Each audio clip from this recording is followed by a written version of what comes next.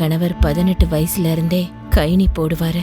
அது எங்க வாழ்க்கையில இவ்ளோ மோசமான தாக்கத்தை ஏற்படுத்தும்னு எனக்கு தெரியவே இல்ல. அவருக்கு கேன்சர்ன்ற ஆபத்தான நோய் இருக்கு. எங்க வீட்ல சம்பாதிக்கிறவரு அவர் ஒருத்தர் மட்டும்தான். வருங்காலத்துல எங்களுக்கு என்ன நடக்கும்னு நினைச்சாலே எனக்கு சரியா தூங்க முடியல. கைனி எங்க வாழ்க்கையை அழிச்சிருச்சு. கைனி, குட்கா, சர்தா, பான் மசாலா குடும்பங்களை அழிக்கிறது. இன்றைய புகையிலையை விட்டு விடுங்கள். உதவிக்கு 18001123 அறை அழைக்கவும். ஆராய்ச்சியின்படி புகைப்பழக்கத்தை விட்டு 20 நிமிடத்திற்கு பிறகு உங்களோட ரத்த அழுத்தம் இயல்பு நிலைக்கு திரும்பிடும். சில நாட்கள்லயே உங்களோட உடம்புல இருக்கிற நிக்கோட்டினோட அளவும் குறைஞ்சிடும்.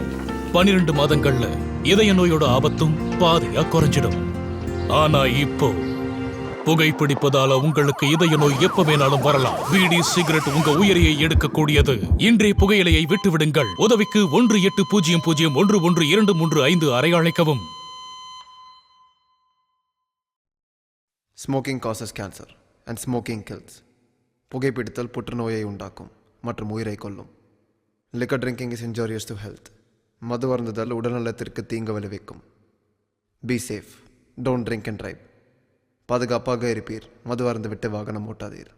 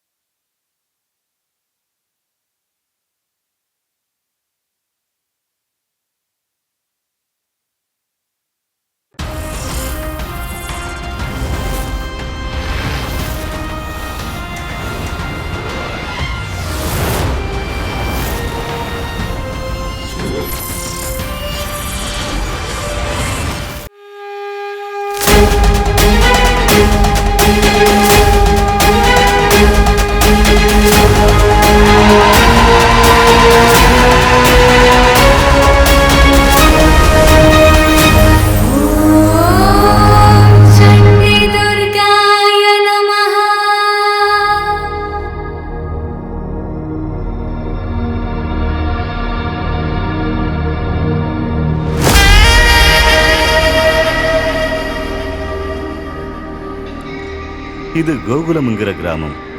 இந்த கிராமத்துக்கு ஒரு சாபம் இருக்கு. அந்த சாபத்துக்கு தெய்வம் கூட ஈடு கொடுக்காது. ஒரு காலத்தில் அக்னிஹோத்திரனுங்கிற முனிவர் சிவனோட அனுகிரகத்துக்காக தவம் பண்ணாரு. அந்த தவத்தோட ஒரு பகுதியா நாடு முழுக்க சுத்தி வந்து தென் பாரத தேசத்துல இருக்கிற அரக்குலோயாங்கிற ஊருக்கு வந்து சேர்ந்தாரு. அதே சமயத்துல அரக்குலோயாவுக்கு அடிவாரத்துல இருக்கிற கோகுலம்ங்கிற கிராமத்துல வெள்ளம் வந்துச்சு. கோகுல கிராம மக்கள் வெள்ளத்தினால சாப்பாட்டுக்கு கூட வழி இல்லாம எத்தனையோ ராத்திரிகளை கழிச்சாங்க. வேட்டைக்கு போனாலும் எந்த உயிரினமும் தென்படல. அவங்க தினமும் காட்டிலிருந்து ஏமாந்து போய் தான் திரும்பி வந்தாங்க. அப்படி ஒரு நாள் அவங்க முன்னோக்கி போய் அக்னிஹோத்திரனோட ஆசிரமத்துக்கு போய் சேர்ந்தாங்க. அதே சமயத்துல அக்னிஹோத்திரன் தவம் பண்றதுக்காக போனாரு. அவரோட ஆசிரமத்துல இருக்கிற மான்களையும் முயல்களையும் வேட்டையாடி அந்த வேட்டைக்காரர்கள் அவங்க கிராமத்துக்கு வந்து சேர்ந்தாங்க. தவத்திலிருந்து கண்மொழிச்ச அக்னிஹோத்திரன் நடந்தது எல்லாத்தையும் தெரிஞ்சுக்கிட்டு அவர் ரொம்ப ஆசையா வளர்த்த உயிரினங்கள் எல்லாத்தையும் இவ்வளவு கொடூரமா வேட்டையாடி இருக்காங்கன்ற கோபத்துல கோகுல கிராம மக்களுக்கு சாபத்தை கொடுத்தாரு. நீங்க செய்யாத தவறுக்கு கூட நீங்க தண்டனை அனுபவிப்பீங்க. எப்பவுமே நீங்களும் உங்க வாரிசுகளும் கஷ்டத்துல மட்டும்தான் இருப்பீங்க. உங்களை சுத்தி துஷ்டகர்ணனுங்கிற ராட்சசன் சுத்துவான். இந்த சாபத்திலிருந்து உங்களை அந்த கடவுள் வந்து காப்பாத்தணும்னு நினைச்சா அந்த கடவுளை கூட இந்த சாபம் விடாது அப்படின்னு சபிச்சாரு. பயத்துல அந்த ஊர் மக்கள் நாராயணனை ஜெபிச்சாங்க. 3 லோகத்தையும் ஆளும் பரமசிவனை பஸ்மாசுரன் கிட்ட இருந்து காப்பாத்தினவரு ஆபத்து வந்த தன் மக்களை காப்பாத்த மாட்டாரா? நாராயணன் இங்க இயற்கை கடவுளா அவதரிச்சு வருடம் முழுக்க அந்த கோகுலம் கிராம மக்களை காப்பாத்தி வருடத்தோட கடைசியில வர அமாவாசைக்கு துஷ்டகர்ணனை கொன்னு தன்னோட அவதாரத்தை முடிச்சாரு.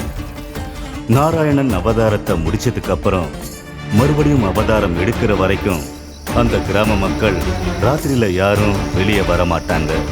ராட்சச தீட்டு அந்த கிராமத்துல இருக்குன்னு நம்புறாங்க. வருஷத்துல முதல் பௌர்ணமிக்கு அந்த கிராமத்து பெரியவருக்கு நாராயணன் கனவுல வந்து தான் புது அவதாரம் எடுக்க போறேன்னு எனக்கு பூஜை பண்ணுங்கன்னு சொன்னாரு. அந்த கிராம மக்கள் எல்லாரும் நாராயணனை இயற்கை தெய்வமா பூஜை பண்ணாங்க. இது அந்த கிராமத்தோட கதை.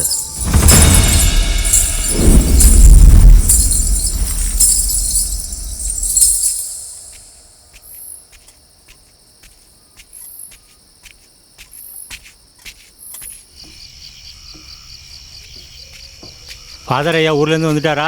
நேற்று ராத்திரியே வந்துட்டாரு.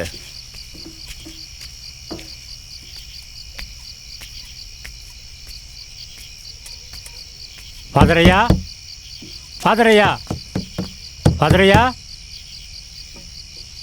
சலாம். ஃபாதர் கதவை திறக்க மாட்டுறாரு.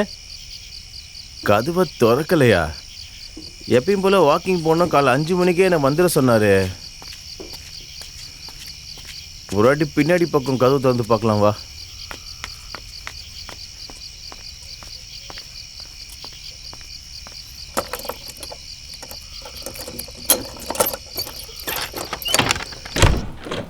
நீ இங்கே இரு.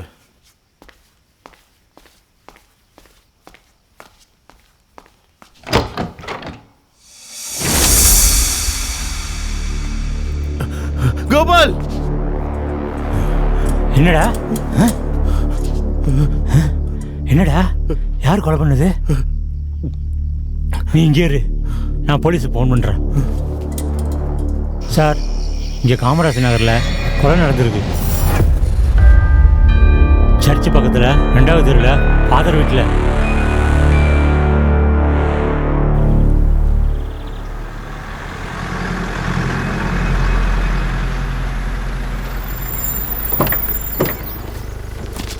வணக்கம் சார்.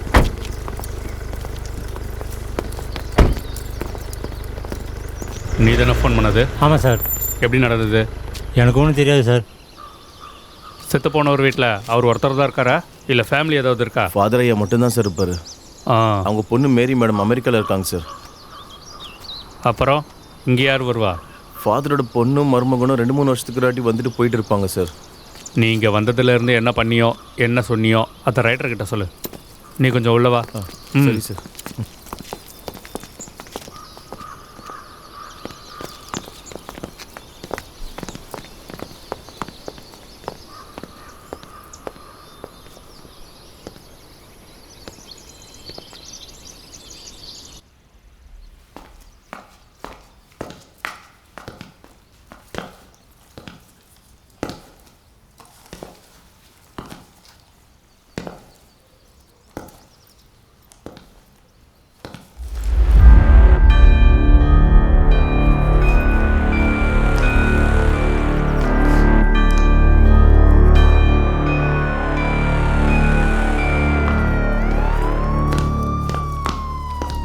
பிரபல கிறிஸ்துவ மத தலைவர் ஜோசப் கொடூரமான முறையில் அவர் வீட்டில் கொலை செய்யப்பட்டுள்ளார். ஏய், நீ வெளிய போ.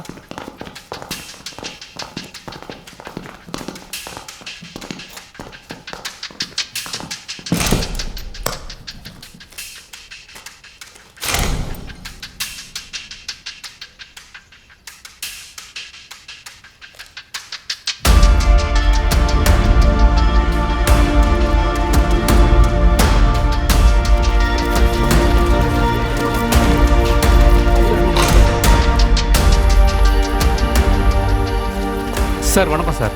அப்டேட் என்ன? போலீஸ் டீமும் ஃபாரன்சிக் டீமும் வந்து கிரைம் ஸ்பாட்டை எக்ஸாமின் பண்ணுறாங்க சார். ஏதாவது க்ளூஸ் கிடச்சிதா? எதுவும் கிடைக்கல சார். அவரை கொலை பண்ணி அந்த லாக்கர்லேருந்து கேஷ் எடுத்துகிட்டு போயிருக்காங்க சார். எனக்கு தெரிஞ்சு இந்த கொலை 10-11 மணிக்கு நடந்திருக்கும் சார். 10-10:30 நடந்திருக்கும்னு எப்படி சொல்கிற நீ? விக்டிம் ஃபோனில் இருந்து மேரின்ற நம்பருக்கு 9:30 9:45 3 கால் பண்ணியிருக்காரு சார். அது மட்டும் இல்லாமல் 10:30 மணிக்கு மேலே மேரின்ற பொண்ணு இவருக்கு நிறைய தடவை கால் பண்ணியிருக்கா. இவர் எடுக்கல சார். மேரின்ற பொண்ணு செத்து போனவரோட பொண்ணு சார். அவங்க அமெரிக்காவில் இருக்காங்க. என் கெஸ் படி இந்த கொலை 10லேருந்து 10:30 நடந்திருக்கலாம். இங்கேருந்து 1 கிலோமீட்டர் தூரத்தில் ஏடிஎம் ஒன்று இருக்குது சார். அங்கே சிசிடிவி கேமரா இருக்குது. அதுக்கப்புறம் வேறு எங்கேயும் சிசிடிவி கேமரா இல்லை சார். 100 மீட்டரில் இருக்க சிசிடிவி ஃபுட்டேஜ் செக் பண்ணாலே நமக்கு ஒன்றும் கிடைக்காது. 1 கிலோமீட்டர் தூரத்தில் இருக்க சிசிடிவி கேமரா எக்ஸாமின் பண்ணால் என்னையா கிடைக்கும்? என்ன பேசுகிற நீ? சரி, இருந்தாலும் பரவாயில்ல. அந்த ஏடிஎம் ஃபுட்டேஜ் எடுத்துகிட்டு வந்து நம்மக்கிட்ட கொடு, எக்ஸாமின் பண்ணி ஓகே சார். ஐ விட்னஸ் யாராவது இருக்காங்களான்னு என்கொயரி பண்ணிங்களா? Remote village sir. இங்கே 9 மணிக்கே ஊரே அடங்கிடும். ஐ விட்னஸ் கொஞ்சம் கஷ்டம்தான். ஆனால் நாங்கள் என்கொயரி பண்ணிக்கிட்டு இருக்கோம். விக்டிமோட பொண்ணுக்கு கூட இன்ஃபார்ம் பண்ணிவிடுங்க. Okay sir. கொலை நடந்துச்சுன்னு யார் இன்ஃபார்ம் பண்ணா? கோபால்னு ஒரு ஆள் சார். அந்த ஆளை கூப்பிடு. மகேஷ், வெளியே ரைட்டர் கிட்ட இருக்காம ஒரு கூட்டு வா.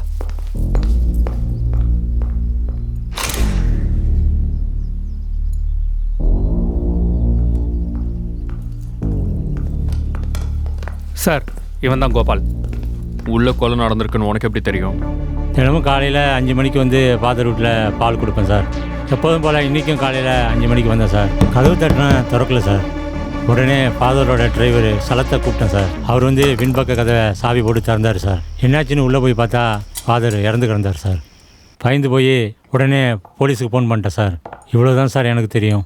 சலம் பண்ணுறவன் இங்கே தான் இருக்கானா? இங்கே தான் சார் இருக்காரு. சரி, கூப்பிடு. சரி சார். சலம்ன்றது நீ தானா? ஆமாம் சார். ஃபாதர்கிட்ட எத்தனை நாள் வேலை செஞ்சுக்கிட்டு இருக்க? 8 வருஷமாக வேலை பார்க்குறேன் சார். கடைசியாக ஃபாதர் எப்போ பார்த்த? ஃபாதர் நேற்று ஊர்லேருந்து வந்தார் சார். சாரை கூட்டிகிட்டு வரதுக்கு நான் ஏர்போர்ட்டுக்கு போயிருந்தேன். நைட் ஒரு 10 மணி இருக்கும். அப்போது ஃபாதரை வீட்டில் கொண்டு வந்து விட்டுட்டேன் சார். விட்டதுக்கப்புறம் நீ என்ன பண்ண? ஃபாதர் எங்கள் வீட்டில் விட்டதுக்கப்புறம் கார் இங்கேயே விட்டுட்டு நான் எங்கள் வீட்டுக்கு போயிட்டேன் சார். உன் வீடு எங்க? இங்கேருந்து ஒரு 1 கிலோமீட்டர் இருக்கும் சார். பின்னாடி கதவுக்கே உங்ககிட்ட எப்படி வந்தது? ஃபாதருக்கு நரம்பு வீக்னஸ் வியாதி இருக்குது சார். அது வந்தப்பெல்லாம் ஃபாதர் உடம்புலாம் ஒரு மாதிரி ஆகிடும் சார். அதனால் அவர் எந்திரிக்க முடியாமல் கட்டிலே படுத்திருப்பார் சார். அந்த மாதிரி டைமில் எனக்கு ஃபோன் பண்ணுவார், அப்படி இல்லைன்னா மிஸ் கால் கொடுப்பாரு சார். அப்போ நான் உடனே போயிட்டு கை கால்லாம் தேய்ச்சி விட்டு டேப்லெட் கொடுப்பேன் சார். அப்போ தான் அவருக்கு சரியாகும் சார். இந்த மாதிரி டைமில் யூஸாக இருக்குன்னு சொல்லிட்டு ஃபாதர் தான் பின்னாடி கதவு சாவி கொடுத்தாரு எனக்கு. ஃபாதருக்கு எத்தனை நாளாக இந்த வியாதி இருக்கு? 4 வருஷமா சார். உங்ககிட்ட சாவி இருக்குன்னு வேற யாருக்காவது தெரியுமா? இல்லை சார், ஃபாதர் யாருக்குமே சொல்ல வேணான்னு சொன்னார் சார். ஏதாவது க்ளூஸ் கிடச்சிருக்கா sir? Sir, dead body examine பண்ணி எவிடன்ஸ் கலெக்ட் பண்ணியிருக்கோம். We found this pattern. Latent print examiner crime ஸ்பாட்டில் இருந்த ஃபிங்கர் பிரிண்ட் எல்லாம் கலெக்ட் பண்ணார் சார்.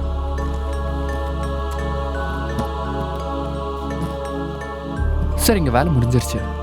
நீங்கள் இப்போ டாப்ஸி ஃபார்மாலிட்டிஸ் கண்டினியூ பண்ணிக்கலாம். ஃபாரன்சிக் டிபார்ட்மெண்ட்டும் போலீஸும் இப்போ இன்வெஸ்டிகேஷன் ஸ்டார்ட். ஃபாதர் ஊரில் இல்லைன்னா கூட பின்னாடி கதவு சாவி உங்ககிட்ட தான் இருக்குமா? ஆமாம் சார், என்கிட்ட தான் சார் இருக்கும். ஃபாதர் எங்கேயாவது ஊருக்கு போகிறாருன்னா அவரோட ரூமை மட்டும் லாக் பண்ணிட்டு போயிடுவார் சார். மௌதுதீன் சார். இவன் சொன்னதெல்லாம் ஃபால்ஸ் ஸ்டேட்மெண்ட் மாதிரி தெரியுதியா? ஏன் சார், அந்த சாவிக்காகவா? இப்போ எனக்கு ஃபாரன்சிக் காரங்க காட்டின பட்டனு அவன் ஷர்ட் பட்டனும் ஒன்று தான். அவன் ஷர்ட்லேயும் காலர் பட்டன் இல்லை பாரு. கொலை நடந்து 12 மணி நேரம் கூட ஆகல. அவன் வீட்டுக்கு போய் சர்ச் பண்ணா கண்டிப்பாக நமக்கு ஏதாவது க்ளூ கிடைக்கும். ஓகே சார், கிளம்பு. சார் சார் சார், எனக்கு எதுவும் தெரியாது சார். சார், என்னைய சார் கூட்டிகிட்டு போகிறீங்க? சார், நான் ஒன்றும் பண்ணல sir. Sir sir sir please sir. Sir, எனக்கு எதுவும் தெரியாது சார். கிளம்புங்க சார். சார் சார், விட்டுருங்க சார்.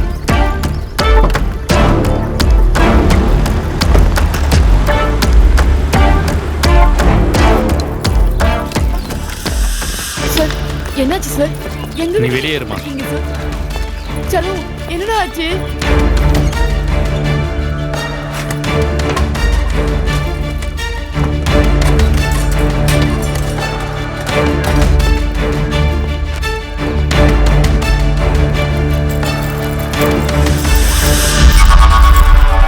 சார்,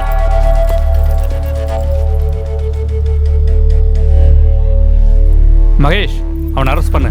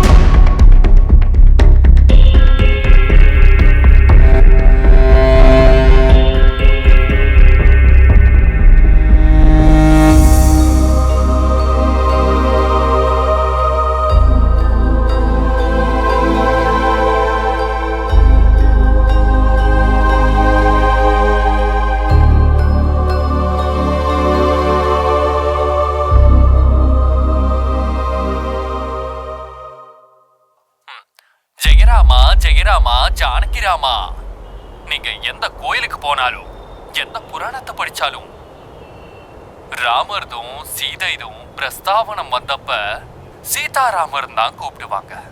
ராமர் தான் மனைவிக்கு கொடுத்த கௌரவம் அவ்வளவு உயர்ந்தது.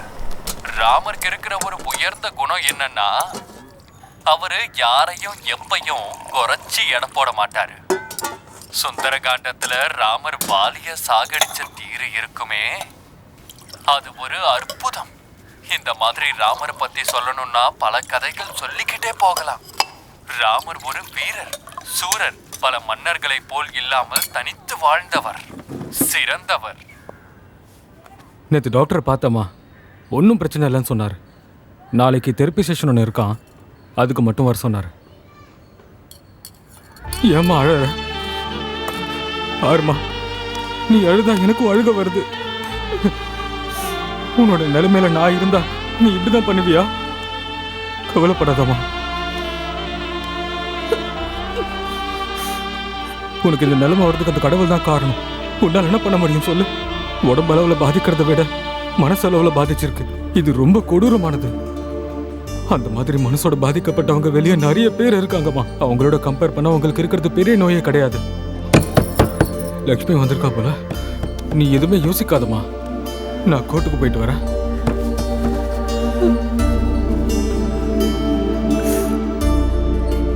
இங்க பாரு லக்ஷ்மி, எனக்கு டைம் ஆச்சு. அம்மாவும் நல்லபடியா பார்த்துக்கோ. எதனா இருந்தா ஃபோன் பண்ணு, ப்ளீஸ் நீயே வச்சுக்கோ. சரி தம்பி.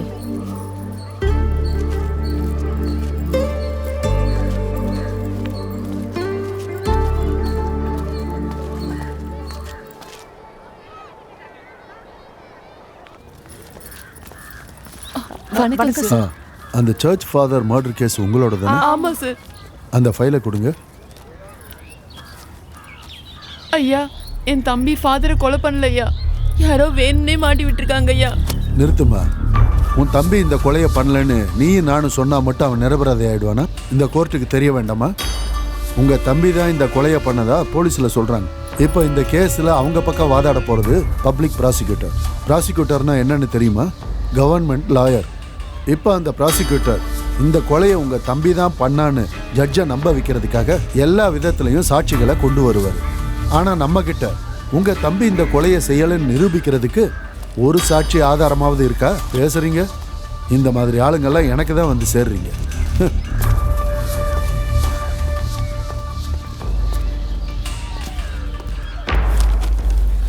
யுவர் ஆனர், முதல்ல அவரோட மெடிக்கல் ரிப்போர்ட்டை காட்டுங்க.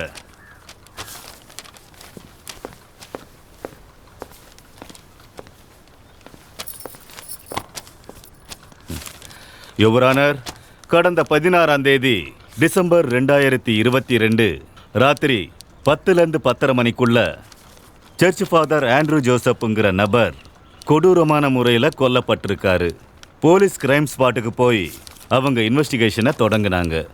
இந்த இன்வெஸ்டிகேஷனில் ஒரு பகுதியாக ஜோசப் ஐயாவுக்கு ரொம்ப நெருக்கமான அவரோட கார் டிரைவர் செலமை விசாரிச்சப்ப போலீஸ் கேட்ட கேள்விகளுக்கு அவர் சொன்ன பதில்கள் எதுவும் பொருத்தமா இல்லாத காரணத்தினால சிஐ லக்ஷ்மணசுவாமிக்கு செலம் மேல சந்தேகம் ஏற்பட்டுச்சு. அது மட்டும் இல்லாம அவங்களுக்கு கிரைம் ஸ்பாட்ல கிடைச்ச அந்த பட்டன், அன்னைக்கு செலம் போட்டிருந்த ஷர்ட் பட்டன் ரெண்டும் ஒரே மாதிரி இருக்கு. இதுல நீங்க கவனிக்க வேண்டிய விஷயம் என்னன்னா, செலம் அன்னைக்கு போட்டிருந்த ஷர்ட்ல ஒரு பட்டன் இல்ல. அதனால சிஐ லக்ஷ்மணசுவாமிக்கு செலம் மேல இன்னும் சந்தேகம் அதிகமாயிடுச்சு. அந்த சந்தேகத்தினால உடனே செலம் வீட்டுக்கு போய் சர்ச் பண்ண போது அங்க இருக்கிற கேரி பேக்ல 5 லட்சம் ரூபாய் கேஷோட சேர்த்து ஃபாதர் ஜோசப்ப கொலை பண்றதுக்கு பயன்படுத்தின கத்தி கூட அந்த பேக்ல தான் இருந்தது. என் தம்பி இந்த கொலையை செய்யல சார். Silence please. எஸ்ஐக்கு சந்தேகம் அதிகமாயிட்டு செலத்தை போலீஸ் கஸ்டடியில எடுத்து கோர்ட்ல ஆஜர்படுத்தி இருக்காங்க. டெட் பாடி மேல இருந்த ஹேர் சாம்பிள்ஸ் அண்ட் ஃபிங்கர் நெயிலுக்கு நடுவுல இருக்கிற டெட் ஸ்கின், செலம் வீட்டுல கிடைச்ச மர்டர் வெப்பன் மேல இருக்கிற ஃபிங்கர் பிரிண்ட்ஸ், இது எல்லாத்தையும் ஃபாரன்சிக் டிபார்ட்மெண்ட் கலெக்ட் பண்ணி லேபுக்கு அனுப்புனாங்க.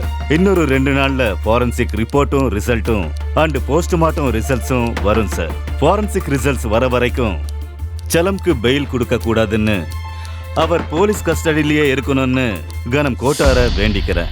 Objection your honour. என்னோட கிளைண்ட் செலம் ஃபாதர் ஜோசப் கிட்ட 8 வருஷத்துக்கு மேலேயே வேலை செஞ்சிருக்காரு.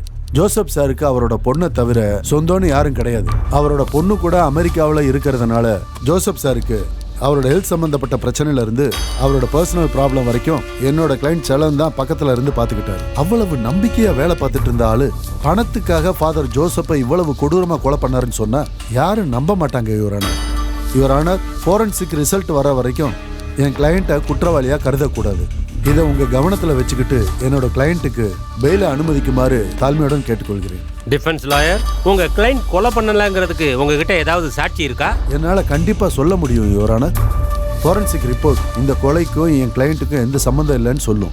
நோ, எவிடன்ஸ் எதுவும் இல்லாமல் நீங்கள் பெயில் கேட்க முடியாது. உங்ககிட்ட எவிடன்ஸ் இருந்ததுன்னா கோர்ட்டில் சப்மிட் பண்ணுங்க. இல்லைங்கிற பட்சத்தில் கோர்ட்டோட நேரத்தை வீணாக்காதீங்க.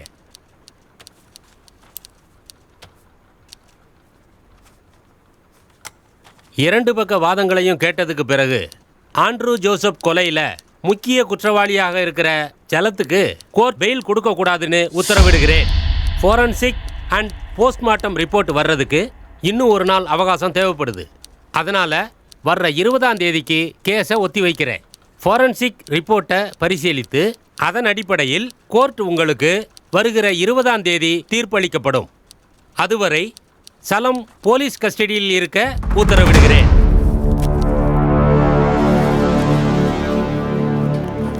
அக்கா, இந்த கொலைக்கு எனக்கு எந்த சம்பந்தம் இல்லக்கா. நான் எதுவும் பண்ணலக்கா. அக்கா நம்புக்கா.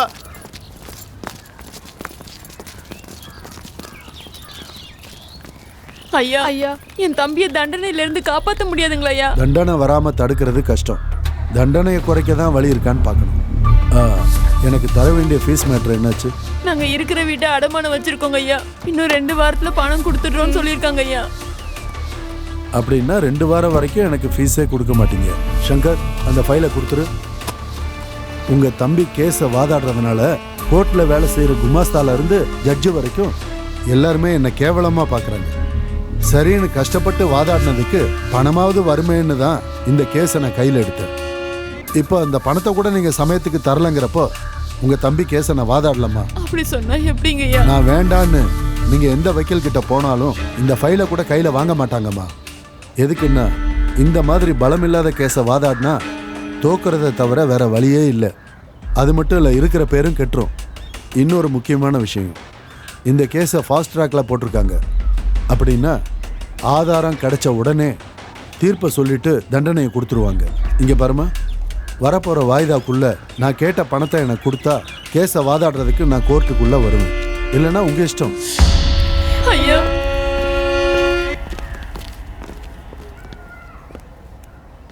வணக்கம் அம்மா. என் பேர் கிருஷ்ணா. இந்த கோர்ட்டில் ப்ரைவேட் லாயராக இருக்கேன். உங்களோட கேஸை நான் கேட்டேன். உங்கள் 2 பேரோட நிலைமை எனக்கு புரியுது. உங்களுக்கு எந்தவித ஆட்சேபனையும் இல்லைன்னா அந்த கேஸை நான் எடுத்துக்கலான் இருக்கேன்.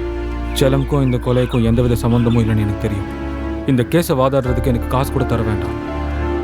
சார், நான் தான் சலத்தோட பொண்டாட்டி. 3 மாதம் கர்ப்பமாக இருக்கேன்.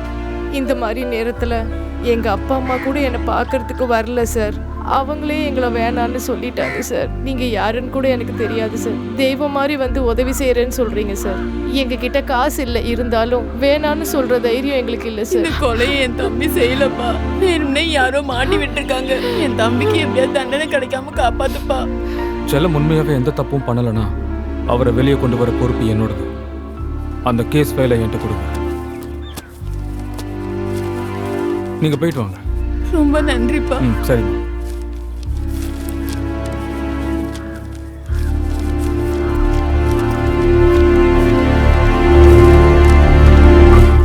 ஹலோ, அது என்னோட கேஸ்.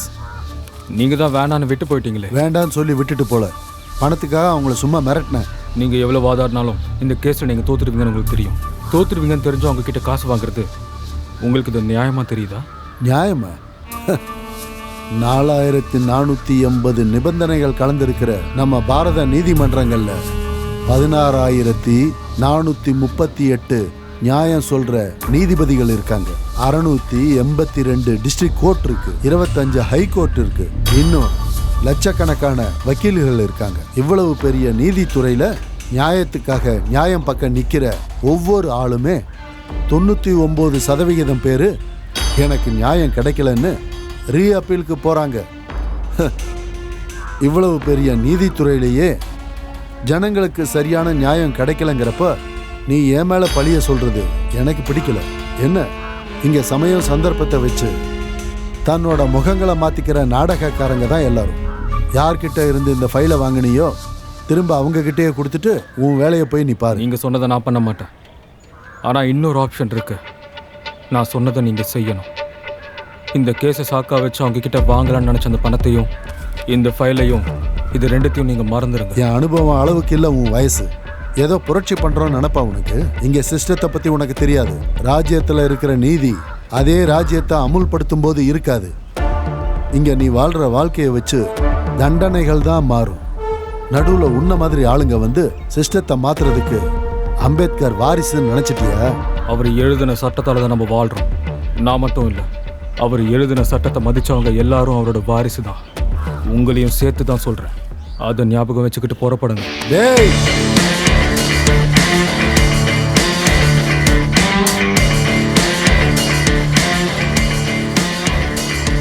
சார், உங்களை பொறுத்த வரைக்கும் அனுபவங்கிறது வயசை பொறுத்து, என்னை பொறுத்த வரைக்கும் எதிரில் வர பிரச்சனையை பொறுத்து இருக்கும். என் அனுபவத்தில் உங்களுக்கு ஒரு நல்லது சொல்கிறேன். வாழ்க்கையில் பலமாக இருக்கிறவங்க கிட்ட போய் போராட ஜெயிக்கிறதுக்கான வாய்ப்புகள் இருக்கும். ஆனால் பயப்படாதவங்க கிட்ட மட்டும் போராட்டத்தை தோத்துருவேன். இவனை கவுன்சில் கமிட்டியில் போய் கம்ப்ளைண்ட் பண்ணணும்.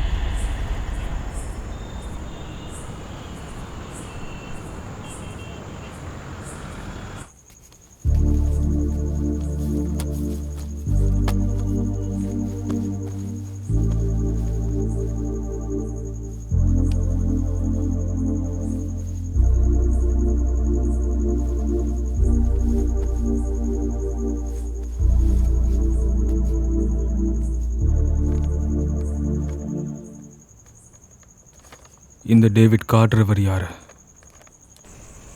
அம்மா, அம்மா. ஐயா, உள்ள வாங்க ஐயா. போலாம் வாங்க. இங்க உட்காருங்க ஐயா. தண்ணி கொண்டு வரேன்.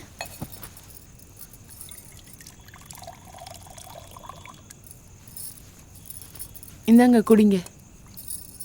இங்க பக்கத்துல இருக்க சுகாதார மையத்துல கர்ப்பமா இருக்க பொண்ணுங்களை பெரிய டாக்டர் வந்து செக் பண்றாரு. அங்க என் மருமகளை என் மக கூட்டு போயிருக்கா. பரவாயில்லம்மா, நான் உங்ககிட்ட தான் பேச வந்திருக்கேன். ஃபாதர் இறந்தப்போ அன்னைக்கு ராத்திரி செல்லம் எத்தனை மணிக்கு வீட்டுக்கு வந்தாருன்னு தெரியுமா? அன்னைக்கு நைட்டு செல்லம் வரும்போது நாங்க எல்லாரும் தூங்கிட்டோம். சரியா ஞாபகம் இல்லை, ஆனா ஒரு 11 மணி இருக்கும். செல்லம் கிட்ட ஃபாதர் வீட்டு பின்னாடி கதவு சாவி இருக்குன்றது ஃபாதரோட பொண்ணுக்கு தெரியுமா? தெரியும் தம்பி. செல்லம் எப்படி நம்பிக்கையா ஃபாதர் கிட்ட வேலை பாக்குறான்னு மேடம்க்கு கூட தெரியும் தம்பி. மேடம் ஃபாரின்ல இருக்காங்கப்பா. 2-3 வருஷத்துக்கு ஒரு தடவை தான் வருவாங்க. அவங்களோட நம்பர் உங்ககிட்ட இருக்கா?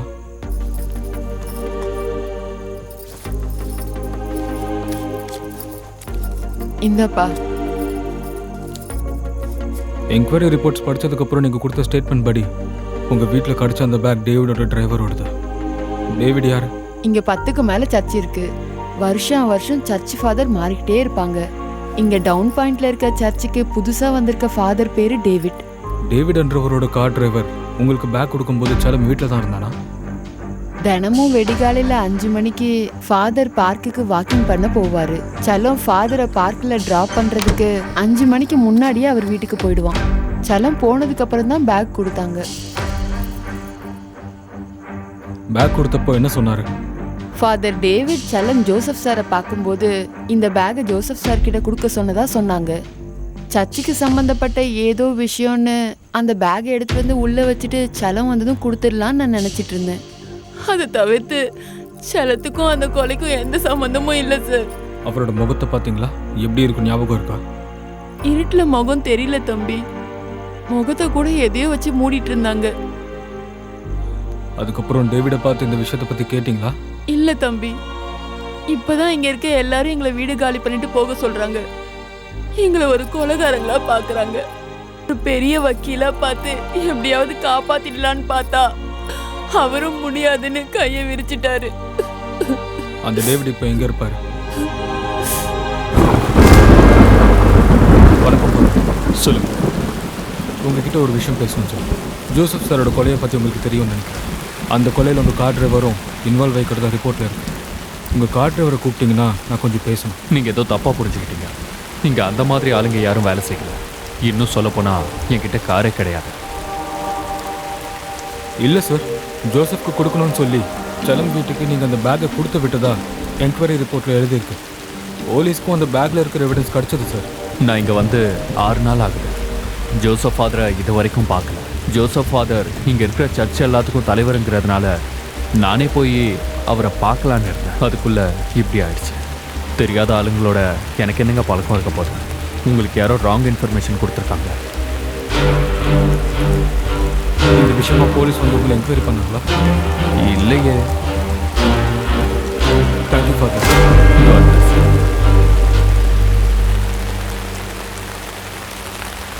சலம் போனதுக்கு அப்புறம் தான் பேக் கொடுத்தாங்க. சொல்லப்போனா என்கிட்ட காரே கிடையாது.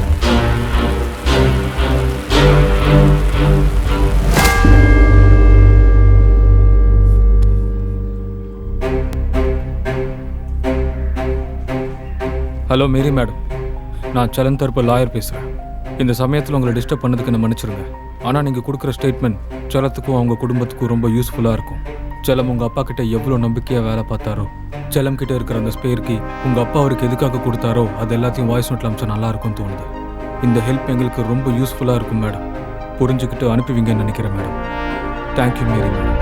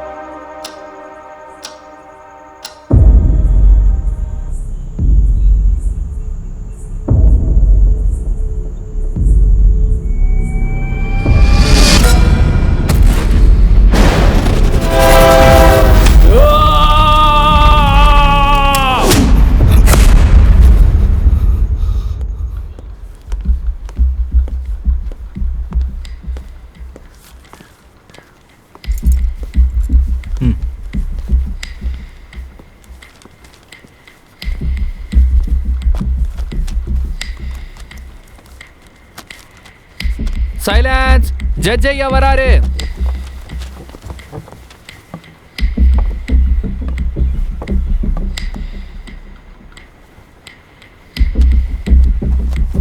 கேஸ் நம்பர் 56 97 80 2022 ஸ்டேட் வெர்சஸ் சலாம்.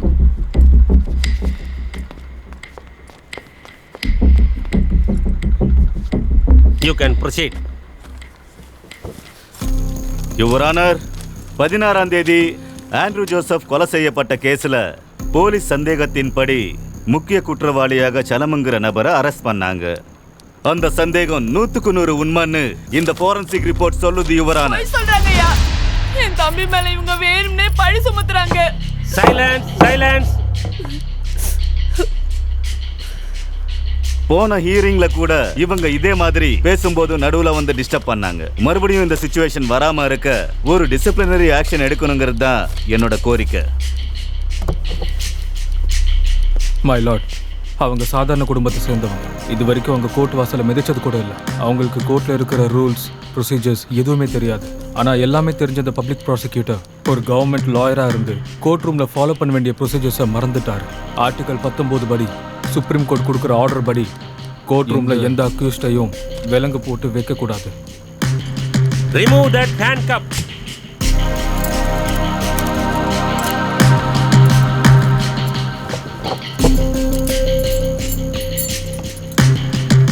நீங்க கன்டினியூ பண்ணுங்க. யுவர் ஆனர், போஸ்ட்மார்ட்டம் ரிப்போர்ட்டின் படி இந்த கொலை ராத்திரி 10:13க்கு நடந்தது யுவர் ஆனர். இது போஸ்ட்மார்ட்டம் ரிப்போர்ட். ஃபாரன்சிக் ரிப்போர்ட் ஆதாரத்தின்படி மர்டர் வெப்பன் மேல இருக்கிற ஃபிங்கர் பிரிண்ட்ஸ், கிரைம் ஸ்பாட்ல கலெக்ட் பண்ண டெட் ஸ்கின்ஸ், இது எல்லாமே சலம் டிஎன்ஏவோட ஒத்து போகுது. இது ஃபாரன்சிக் ரிப்போர்ட்.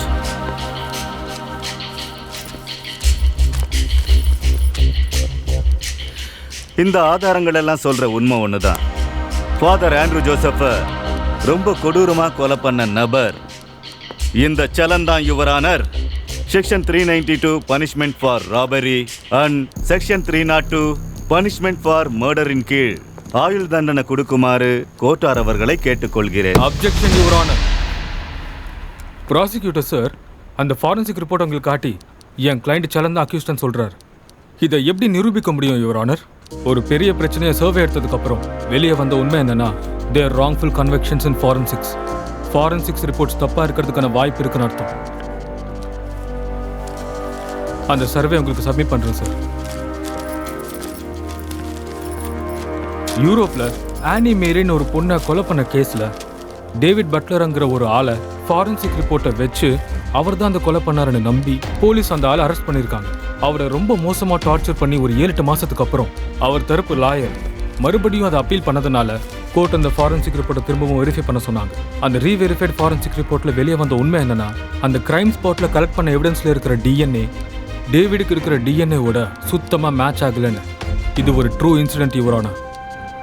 ஃபாரன்சிக் டாக்டர், நீங்க சாட்சி கொண்டுக்கு வாங்க.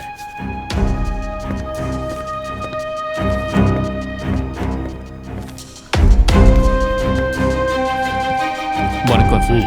அவங்க சொன்ன விஷயமெல்லாம் உண்மைதானா? ஸ்கின் லேங்கிறது கிளைமேட்டிக் கண்டிஷனை பொறுத்து தான் ஆக்ட் பண்ணும். அவர் சொன்ன கேஸ் பற்றி எனக்கு நல்லா தெரியும். It was a true incident. In rare cases there is a chance. சரி, நீங்கள் போய் உட்காரலாம். Thank you sir. Your honour, 190% forensic ரிசல்ட்ஸில் மேனிப்புலேஷன் நடக்கிற சான்ஸே இல்லை. அப்போது மற்ற 10%ல மேனிப்புலேஷன் நடக்கிற வாய்ப்பு இருக்குன்னு சொல்கிறீங்களா? அப்போ அந்த 10%ல இந்த ரிப்போர்ட்ஸ் ஏன் இருக்கக்கூடாது? Your honour, with your permission PWSA முகமதை கொஸ்டின் பண்ணணும்னு நினைக்கிறேன்.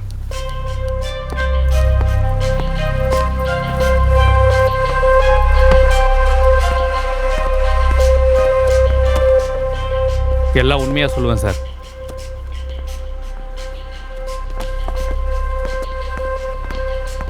எஸ்ஏ சார், நீங்கள் கிரைம் ஸ்பாட்லேருந்து டைரெக்டாக சலம் வீட்டுக்கு போய் அவரோட வீட்டு எதுக்காக சர்ச் பண்ணணும்னு தோணுச்சு? கிரைம் ஸ்பாட்டில் நடந்த விஷயத்த சலங்கிட்ட தெளிவாக எல்லாத்தையும் விசாரித்தோம். அவன் கொடுத்த ஸ்டேட்மெண்ட் எல்லாம் ஃபால்ஸ்ன்னு தோணுச்சு. கிரைம் ஸ்பாட்டில் க்ளூவாக கிடச்ச அந்த பட்டனும் அன்றைக்கி அவன் போட்டிருந்த சட்டையில் இருந்த பட்டனும் ஒன்று தான். அன்றைக்கி அவன் போட்டிருந்த சட்டையில் காலர் பட்டன் கூட இல்லை. அதனால் சந்தேகம் வந்து கஸ்டடியில் எடுத்தோம் சார்.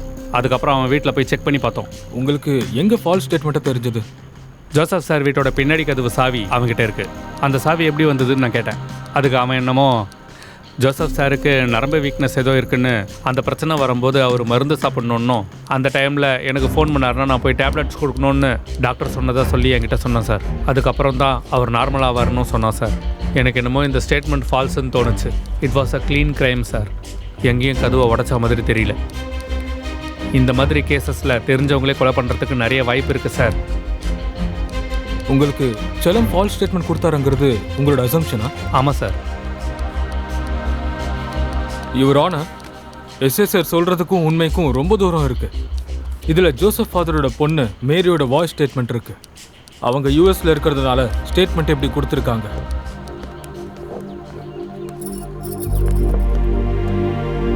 என் பேர் மேரி ஜோசப், ஆண்ட்ரூ ஜோசஃபோட பொண்ணு. சலம் வந்து எங்களுக்கு ரொம்ப நாளாவே தெரியும். அவர் அப்பாவோட கொலையில மெயின் அக்யூஸ்ட்னு சொன்னா எங்களால நம்பவே முடியாது. செலம்க்கு எங்க அப்பா பின்னாடி கதவோட சாவி கொடுத்தது உண்மைதான். எங்க அப்பாவோட கொலைக்கு பின்னாடி யார் இருந்தாலும் சீக்கிரமே அவங்கள பிடிச்சு தகுந்த தண்டனை கொடுக்கணும்னு நான் உங்களை கேட்டுக்கிறேன்.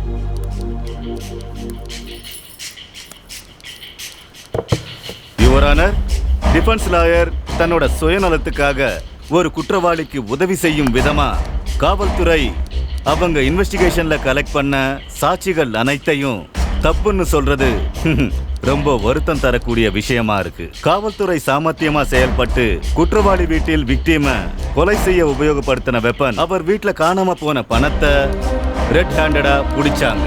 இந்த கேஸை பொறுத்த வரைக்கும் போலீஸ் இன்வெஸ்டிகேஷன்ல எந்த ஒரு தப்பும் நடக்கவில்லை. Objection your honour. எந்த பேக்ல அந்த மர்டர் வெப்பன் கேஷ் கிடைச்சதோ அந்த பேக்கை கொண்டு வந்து கொடுத்தது டேவிடோட கார் டிரைவர்னு என்கொயரி ரிப்போர்ட்ல செலமோட அக்கா சொல்லியிருக்காங்க. இருந்தாலும் அந்த ஸ்டேட்மெண்ட்டை போலீஸ் கண்டுக்கவே இல்லை. யுவர் ஆனர், அந்த ஸ்டேட்மெண்ட்டை கொடுத்தது குற்றவாளியின் தாயார்.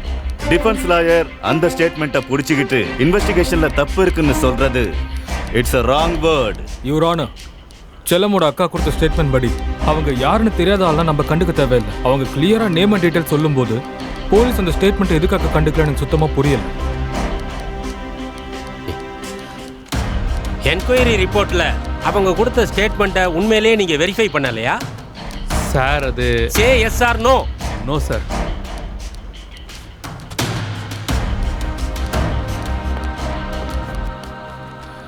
யுவர் ஆனர், சலம்ங்கிறவரு ஒரு கிரிமினல் மைண்ட் இருக்கிற நபர். சலம் வேலை செய்யற ஜோசப் சார் கிட்ட பணத்தை திருடி அவரை கொன்னுட்டு தப்பிக்கலான்னு நினைச்சாரு.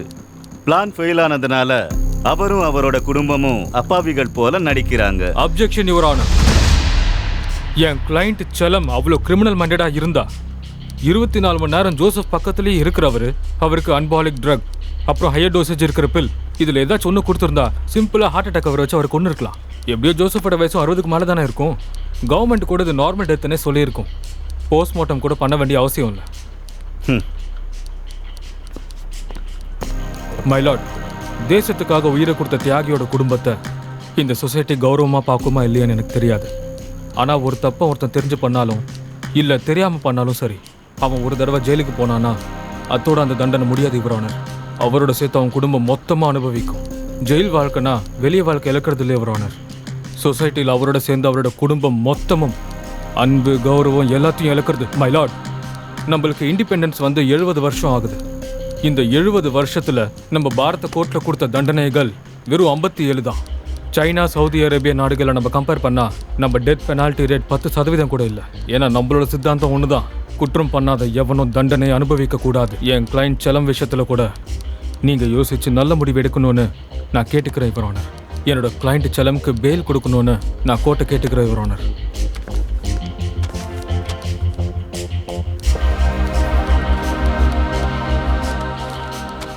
சாட்சி ஆதாரங்களை பரிசீலித்து பார்த்ததுல ஆண்ட்ரூ ஜோசப்பை சலம் தான் கொலை பண்ணாருன்னு இந்த கோர்ட் முடிவு பண்ணுது. 2 பக்க வாதங்களையும் கேட்ட பிறகு போலீஸ் இந்த கேஸை மறுபடியும் ரீஇன்வெஸ்டிகேட் பண்ணணும்னு இந்த கோர்ட் உத்தரவிடுகிறது. ஃபாரன்சிக் ரிப்போர்ட்டை கூட ரீஇன்வெஸ்டிகேட் பண்ண இந்த கோர்ட் உத்தரவிடுகிறது. இனி வருகின்ற 25ஆம் தேதிக்குள் ரீஇன்வெஸ்டிகேட்டட் ரிப்போர்ட்ஸ் அண்ட் ரீவெரிஃபைடு ஃபாரன்சிக் ரிப்போர்ட்ஸ் கோர்ட்டில் சமர்ப்பிக்க வேண்டும். 2 பக்க சாட்சி ஆதாரங்களும் ஃபாரன்சிக் ரிப்போர்ட்ஸை பரிசீலனை பண்ணி கோர்ட் தன்னோட தீர்ப்பை வெளியிடும்.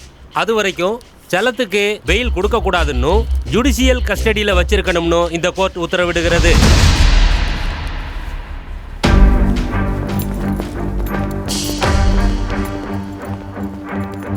கிருஷ்ணா, சின்ன பையனா இருந்தாலும் நல்லா பேசின. மகாபாரதத்துல பாண்டவர்களை விட எல்லா விதத்திலையும் கர்ணன் தான் சிறந்தவன். ஆனா தர்மத்துக்கு எதிராக போராடினதுனால அவனுக்கு இருந்த சக்தி எல்லாம் வீணா போயிடுச்சு. நீ அப்படி ஆகக்கூடாதுன்னு நினைக்கிறேன். All the best Krishna.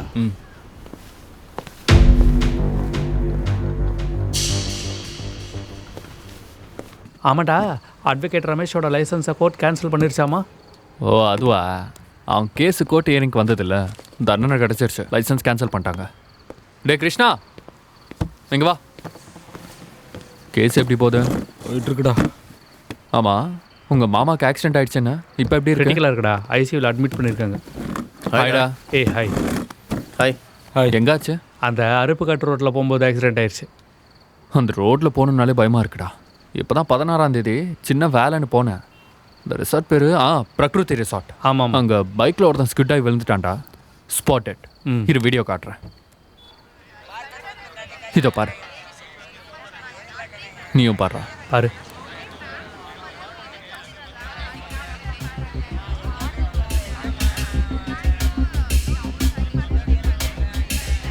எப்போ ஆச்சு இந்த ஆக்சிடென்ட்? டைம் சரியா ஞாபகம் இல்லை, அரௌண்ட் 8 to 8:30 இருக்கும். ஞாபகப்படுத்தி சொல்லு. ஒரு வாட்டி ஃபோனு கூட. யா 8:30. டேய் என்னாச்சுடா? ஏர்போர்ட்லேருந்து ஃபாதர் வீட்டுக்கு 10 கிலோமீட்டர் தூரம் இருக்குது. அவர் 50 கிலோமீட்டர் ஸ்பீடில் போனால் கூட 30 நிமிஷத்தில் ரீச் ஆகிடலாம். 9 மணிக்கெல்லாம் ஃபாதர் வீட்டுக்கு வந்திருக்கணும். செல்லம் 9:15 வீட்டுக்கு வந்திருக்கணும். ஆனால் செல்லம் 10:30 மணிக்கு எதுக்கு போனா? இந்த கொலை ராத்திரி 10:13க்கு நடந்தது யுவர் ஆனர். சரியா ஞாபகம் இல்லை, ஆனால் ஒரு 11 மணி இருக்கும். அந்த 1 மணி நேரத்தில் என்ன பண்ணியிருப்பான்?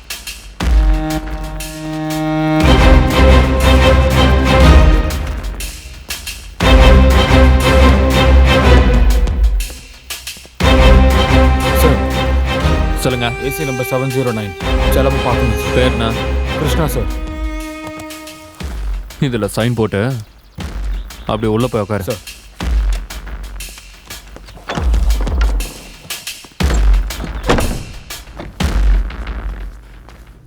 வணக்கம் சார். உட்கார்.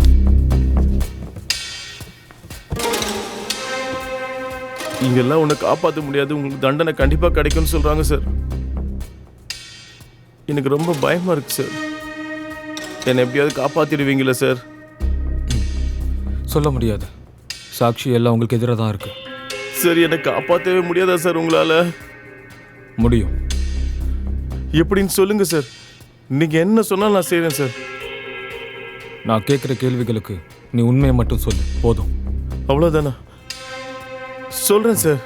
16ஆம் தேதி ஃபாதரை அவங்க வீட்டில் எத்தனை மணிக்கு ட்ராப் பண்ண? உன் வீட்டுக்கு நீ எத்தனை மணிக்கு போனேன்னு சொல்லு. நான் 16ஆம் தேதி அன்னைக்கு ஃபாதர் ஐயாவை பிக்கப் பண்ணுறதுக்கு ஏர்போர்ட் போனேன் சார். அங்கேருந்து அவர் வீட்டுக்கு வரும்போது ஒரு 10:15 இருக்கும் சார். அங்கேருந்து எங்கள் வீட்டுக்கு போகும்போது 10:30 மணி ஆச்சு சார். உண்மையை சொல்லு. உண்மைதான் சார். ஃபாதர் இறக்கும்போது 10 மணி இருக்கும் சார். அங்கேருந்து எங்கள் வீட்டுக்கு ஒரு 1.5 கிலோமீட்டர் இருக்கும் சார். அங்கேருந்து நடந்து போகிறதுக்கு 10லேருந்து 15 நிமிஷம் ஆகும் சார். கிட்டத்தட்ட 10:30 மணிக்கு எங்கள் வீட்டுக்கு போயிட்டேன் சார். சலம், நீ ஃபாதரை 9:30 மணிக்கு அவர் வீட்டில் ட்ராப் பண்ணிட்ட. நீ வர வழியில் ஏதோ ஒரு இடத்துல பெரிய ஆக்சிடென்ட் கூட நடந்திருக்கு. ஆமாவா இல்லையா? அங்கிருந்து ஃபாதர் வீடு 10 கிலோமீட்டர் தான். நீ எவ்வளோ மெதுவாக போனாலும் 45 நிமிஷத்தில் அவர் வீட்டில் ட்ராப் பண்ணியிருக்கணும். அங்கிருந்து உன்னோட வீட்டுக்கு 15 நிமிஷத்தில் போனாலும் 9:30 உன்னோட வீட்டில் இருந்திருக்கணும். ஆனால் உன்னோட வீட்டுக்கு நீ 10:30 தான் போன. நடுவில் இந்த 1 மணி நேரத்தில் என்ன பண்ண? உனக்கு சொல்ல விருப்பம் இல்லைனா நான் இங்கிருந்து கிளம்புறேன். உன்னோட கேஸையும் நான் விட்டுறேன். சொல்கிறேன் சார். ஆனால் என் பொண்டாட்டிக்கும் எங்கள் அக்காவுக்கும் இந்த விஷயத்த சொல்லாதீங்க சார். நான் ஃபாதர் ஐயாவை 9:30 வீட்டில் விட்டுட்டேன் சார். அதுக்கப்புறம் மமதான்ட்டு மார்க்கெட்டில் பூ வித்துட்டு இருப்பா சார். அவள் வீட்டுக்கு போனேன் சார். அவங்க வீட்டுக்கு எதுக்கு போனேன்? அங்கே என்ன வேலை? அது என்னன்னா, 1 வருஷமாக எங்கள் 2 பேருக்கும் பழக்கம் இருக்குது சார். மமதா அவங்க புருஷன் ஒரு நாள் விட்டு ஒரு நாள் நைட் டியூட்டிக்கு போயிடுவான் சார். அன்றைக்கும் அவனுக்கு நைட் டியூட்டின்றதால தான் நான் போனேன் சார். அவ்வளோதான் சார். ஃபாதர் ஐயா செத்து போனதுக்கு எனக்கும் சம்மந்தமே இல்லை சார். அந்த மமதா எங்கே இருப்பா? நம்ம ஊரில் மார்க்கெட் ஏரியா 2வது தெருவில் இருக்கும் சார்.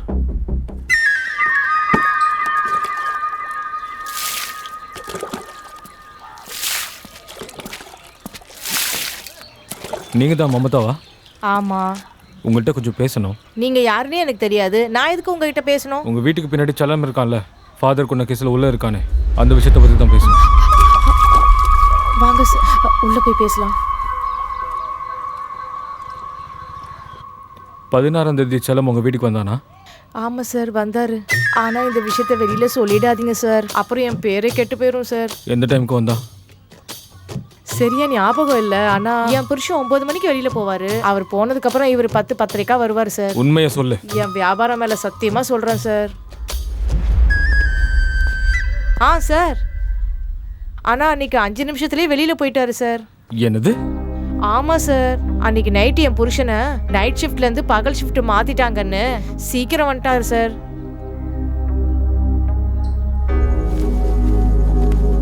புருஷன் டியூட்டிக்கு போயிட்டானா? இப்பதான் போனாரு.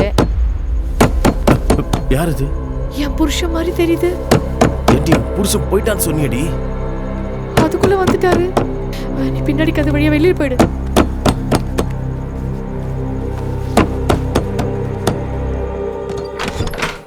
என்னடி கதவு திறக்க இவ்வளோ நேரம்? புடவை மாத்திட்டு இருந்தேங்க. ஆமா, நீங்க என்ன அதுக்குள்ள வந்துட்டீங்க? ஷிஃப்ட் மாறிடுச்சே, வந்துட்டான். யா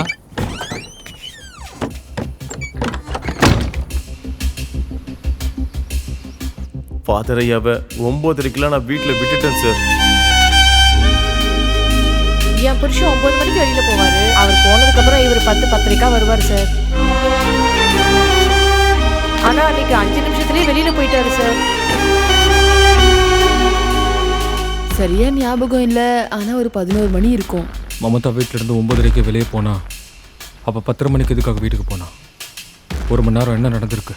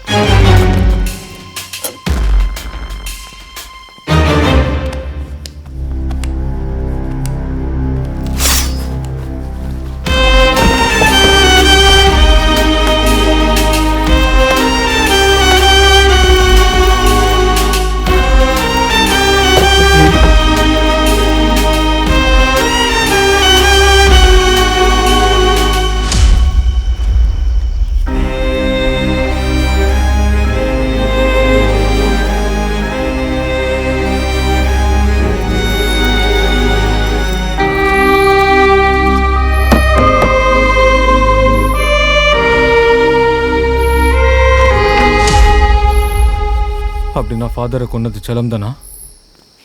ரொம்ப நேரம் பேசாதீங்க சார். ஜெயலலிதா சார் பார்த்தா என்ன தான் திட்டுவார். Okay sir.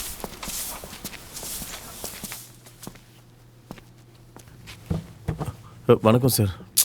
செலம், ஃபாதரை கொன்னது நீதானா? நீதான் இந்த கொலை பண்ணதா போலீஸ் ரிப்போர்ட்லேருந்து ஃபாரன்சிக் ரிப்போர்ட் வரைக்கும் எல்லாம் சொல்லுது. இருந்தாலும் நான் நம்பல. உனக்கும் இந்த பழிக்கும் எந்த சம்மந்தமும் இல்லை. நான் போராடுறேன். அப்படி இருக்கும்போது நீ என்கிட்ட உண்மையை மறைப்பியா? சார், நீங்கள் கேட்ட கேள்விக்கெல்லாம் உண்மையான பதில் எல்லாத்தையும் நான் சொல்லிட்டேன் சார். உங்ககிட்ட நான் எந்த விஷயத்தையும் மறைக்கல சார். நீ மமதா வீட்டுக்கு 9:30க்கு போன 5 நிமிஷத்துலேயே கிளம்பிட்டேன். நடுவில் 1 மணி நேரத்தில் என்ன பண்ண? உங்ககிட்ட இருக்கிற ஸ்பேர் கீயை வச்சு ஃபாதர் வீட்டுக்கு போய் அவரை கொலை பண்ணி அவர்கிட்ட இருக்கிற பணம் மொத்தத்தையும் வீட்டுக்கு எடுத்துகிட்டு போயிட்டேன். இல்லை சார், என் மேலே சத்தியம் சார். அந்த கொலைக்கும் எனக்கும் எந்த சம்மந்தமும் இல்லை சார். மமதா புருஷன் வந்தோடனே பின்னாடி கதவு வழியா நான் வெளியில் வந்துட்டேன் சார். ஏதோ மறந்துட்டு இருப்பான், மறுபடியும் போகலான்ட்டு ஒரு 40-50 நிமிஷம் அங்கே தான் சார் வெயிட் பண்ணிக்கிட்டே இருந்தேன். ரொம்ப நேரமாக அவன் போவே இல்லை சார். அதுக்கப்புறம் தான் நான் போனேன். இதுதான் சார் நடந்தது. என்னை நம்புங்க சார். நீ இந்த கொலையை பண்ணியா இல்லையான்னு கோர்ட்டுக்கு எந்த சம்மந்தமும் இல்லை. கோர்ட்டுக்கு வேண்டியதெல்லாம் எவிடன்ஸ் மட்டும்தான். அந்த எவிடன்ஸ் எல்லாம் நீ கொன்னதா சொல்லுது.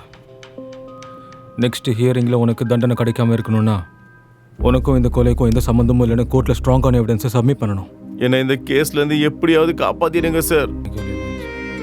இனி என் கையில் எதுவுமே இல்லை. போலீஸ் இந்த கேஸை மீடியாவுக்கு தெரியாமல் ரொம்ப ஜாக்கிரதையாக டீல் பண்ணுறாங்க. உனக்கும் இந்த கொலைக்கும் எந்த சம்மந்தமும் இல்லைன்னு சொல்கிறதால உனக்கு தெரிஞ்சவங்களோ இல்லை அக்கம் பக்கத்தில் இருக்கிறவங்க தான் பண்ணியிருக்கணும். அவங்க கொலை பண்ணதுக்காக உன்னதுக்கு இன்வால்வ் பண்ண பார்க்குறாங்க. ஃபாதர் ஊருக்கு போனதுக்கப்புறம் நீ சந்தேகப்படுற மாதிரி ஏதாவது நடந்திருக்கா? இல்லை சார். 16ஆம் தேதி நீ ஃபாதர் ஏர்போர்ட்லேருந்து கூட்டிகிட்டு வரும்போது என்ன நடந்ததுன்னு எனக்கு தெளிவாக சொல்லு. நல்லா ஞாபகப்படுத்தி பாரு. ஒன்று மட்டும் ஞாபகம் வச்சுக்கோ. நீ என்கிட்ட இருந்து உண்மை எல்லாத்தையும் மறைச்சனா நாளைக்கு கோர்ட்டில் உனக்கு எதிராக தான் தீர்ப்பு வரும். உன்னை இந்த மாதிரி கெஞ்சு கூத்தடையும் வாயிலேருந்து உண்மையை வர வச்சு இந்த கேஸை வாதாடணுங்கிற அவசியம் எனக்கு இல்லை. சொல்கிறேன். 16ஆம் தேதி அன்னைக்கு ஃபாதரை கூட்டிகிட்டு வரதுக்கு ஏர்போர்ட் போயிருந்தேன் சார். அன்னைக்கு அனுன்ற ஒரு பொண்ணை நான் பார்த்தேன் சார் ஹோட்டலில்.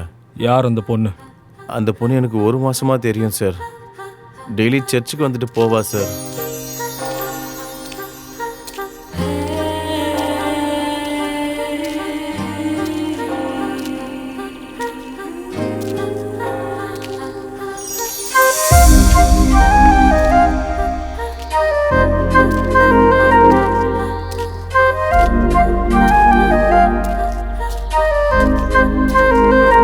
எங்கள் 2 பேருக்கும் பழக்கமாயிடுச்சு சார்.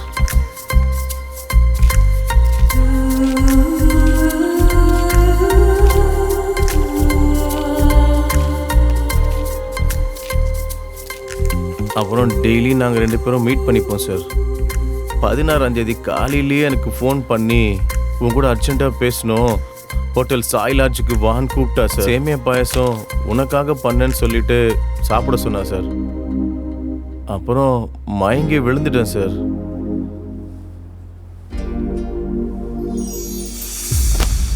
கிட்டத்தட்ட 2-3 மணி நேரம் என்னாச்சுன்னு எனக்கு தெரியல. எந்திரிச்சு பார்க்கும்போது என் கழுத்தில் செயின், கைக்கு இருந்த மோதிரம், பர்ஸில் இருந்த காசு எதுவுமே இல்லை. எல்லாம் மாயமாயிடுச்சு சார். அப்புறம் தான் எனக்கு புரிஞ்சுது அவன் என்னை ஏமாற்றிட்டு போயிட்டான்ட்டு. போலீஸ் கம்ப்ளைண்ட் கொடுக்கலான்னு நினச்சேன் சார். அப்படி கொடுத்தேன்னா என் பொண்டாட்டிக்கும் எங்கள் அக்காவுக்கும் விஷயம் தெரிஞ்சிடும்ட்டு கொடுக்கல சார். அதனால தான் யாருக்குமே சொல்லலை சார் இந்த விஷயத்த. இதுதான் சார் நடந்தது. இது எல்லாமே சீட்டிங் கேசஸ். அடையாளம் தெரியாத ஆள் வந்து உன்ன மாதிரி கல்யாணம் ஆன ஆம்பளைங்களை ட்ராப் பண்ணி இப்படி ஏமாற்றிக்கிட்டு இருப்பாங்க. இந்த ஃப்ராடுக்கும் மர்டருக்கும் எந்த சம்மந்தமும் இல்லை. இதெல்லாம் எதுவும் என் பொண்டாட்டிக்கும் எங்கள் அக்காவுக்கும் சொல்லாதீங்க சார்.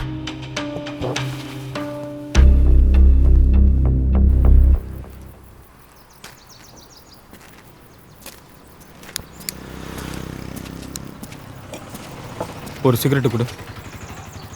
லைட் அங்கே இருக்க. 16ஆம் தேதி இங்கே ஃபாதர் இறந்த அன்னைக்கு அவர் வீட்டு பக்கத்தில் யாரையாவது பார்த்தியா? நீ யாரு?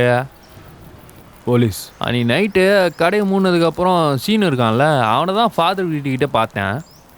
எத்தனை மணிக்கு? டைம் ஞாபகம் இருக்கா?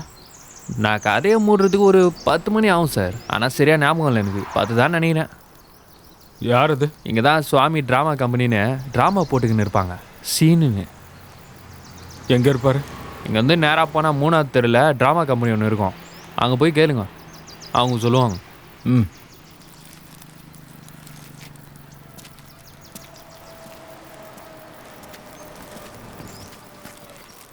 டேய், ராமசேனுவை பற்றி என்னடா கேட்குறாங்க?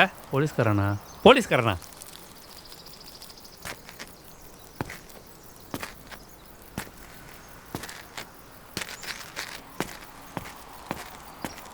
துர்காம்மன் கோயில் பக்கத்தில் நாயுடு காலி வசத்தில் ரோடு மேலே நின்றுக்கிட்டு இருக்கான். பிக்கப் பண்ணிட்டு போயினே இருக்கணும். புரியுதுல்ல? சரி. ஸ்ரீனுங்கிறது நீங்கள் தானே? ஆமாம். என்ன வேணும்? உங்ககிட்ட கொஞ்சம் பேசணும்.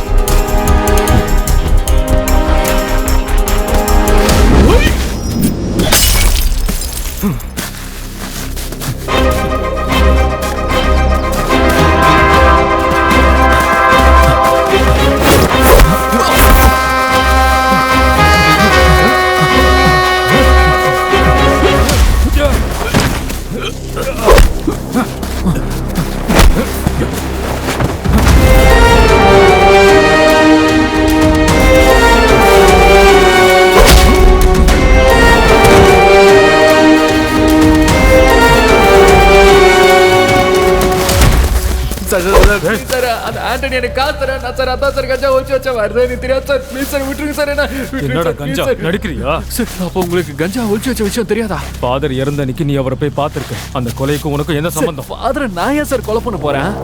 சார் நான் ஏதோ சின்ன வேலைலாம் செஞ்சு பொழிச்சிக்கிட்டு இருக்கேன் சார். நான் ஏன் சார் கொலை பண்ண போறேன்? தயவு செஞ்சு என்ன விட்டுருங்க சார், ப்ளீஸ் சார். அவருக்கு பார்க்க போனேன் சார். கிறிஸ்மஸ் பக்கத்துல இருந்துச்சுன்னு பார்க்க போயிருந்தேன் சார். எல்லா கிறிஸ்மஸ்க்கும் எங்க டிராமா கம்பெனிக்கு தான் ஒரு கான்ட்ராக்ட் கொடுப்பாரு சார். அந்த விஷயமா தான் சார் பார்க்க போயிருந்தேன். இது தவிர்த்து எனக்கு வேற எந்த விஷயமும் தெரியாது sir. Sir sir please sir என்ன விட்டுருங்க sir, please sir. Sir sir விட்டுருங்க சார்.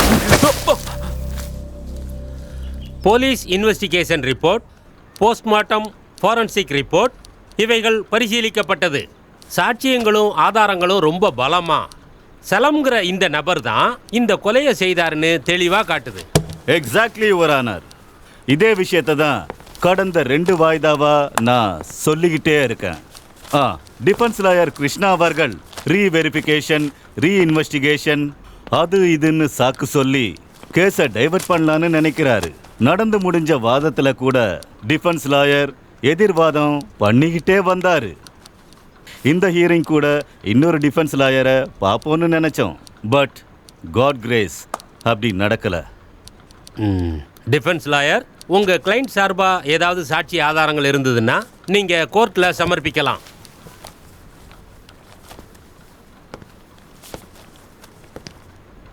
யுவர் ஆனர், நான் கோர்ட்டு கொண்டு தான் சொல்ல விரும்புகிறேன். செலம் ஒரு சாதாரண குடும்பத்தை சேர்ந்தவர். அவர் மட்டும்தான் அவரோட குடும்பத்தில் சம்பாதிக்கிறாரு. செலமுக்கு தண்டனை கம்மியாக கொடுக்கணும்னு நான் கோர்ட்டை கேட்டுக்கிறேன். Here I rest my case sir. சலம் அப்படின்னு சொல்லப்படுற நபர் ஆண்ட்ரூ ஜோசப்ங்கிற நபரை கொலை பண்ணி அவருடைய பணத்தை அபகரிச்சிருக்காருன்னு இந்த கோர்ட்ல நிரூபணமாயிருக்கு. செக்ஷன் 392 பனிஷ்மெண்ட் ஃபார் ராபரியின் கீழ் 2 வருட கடுங்காவல் மற்றும் செக்ஷன் 302 பனிஷ்மெண்ட் ஃபார் மர்டருக்கு கீழே வாழ்நாள் முழுவதும் ஆயுள் தண்டனை அனுபவிக்க உத்தரவிடுகிறேன்.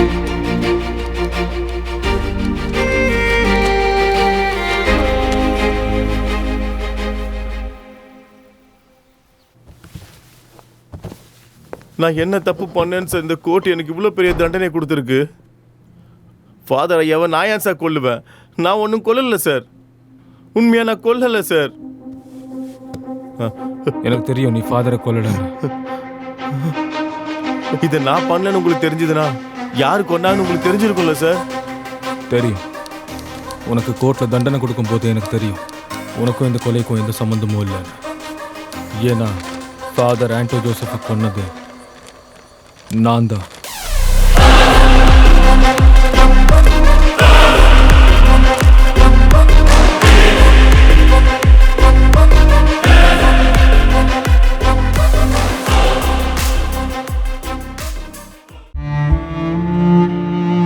என் கணவர் 18 வயசுல இருந்தே கைனி போடுவாரு. அது எங்க வாழ்க்கையில இவ்ளோ மோசமான தாக்கத்தை ஏற்படுத்தும்னு எனக்கு தெரியவே இல்லை. அவருக்கு கேன்சர்ன்ற ஆபத்தான நோய் இருக்கு. எங்க வீட்ல சம்பாதிக்கிறவரு அவர் ஒருத்தர் மட்டும்தான். வருங்காலத்துல எங்களுக்கு என்ன நடக்கும்னு நினைச்சாலே எனக்கு சரியா தூங்க முடியல. கைனி எங்க வாழ்க்கையை அழிச்சிருச்சு. கைனி, குட்கா, சர்தா, பான் மசாலா குடும்பங்களை அழிக்கிறது. இன்றைய புகையிலையை விட்டு விடுங்கள். உதவிக்கு 18001123 அழைக்கவும். ஆராய்ச்சியின்படி புகைப்பழக்கத்தை விட்டு 20 நிமிடத்திற்கு பிறகு உங்களோட ரத்த அழுத்தம் இயல்பு நிலைக்கு திரும்பிடும். சில நாட்கள்லயே உங்களோட உடம்புல இருக்கிற நிக்கோட்டினோட அளவும் குறைஞ்சிடும்.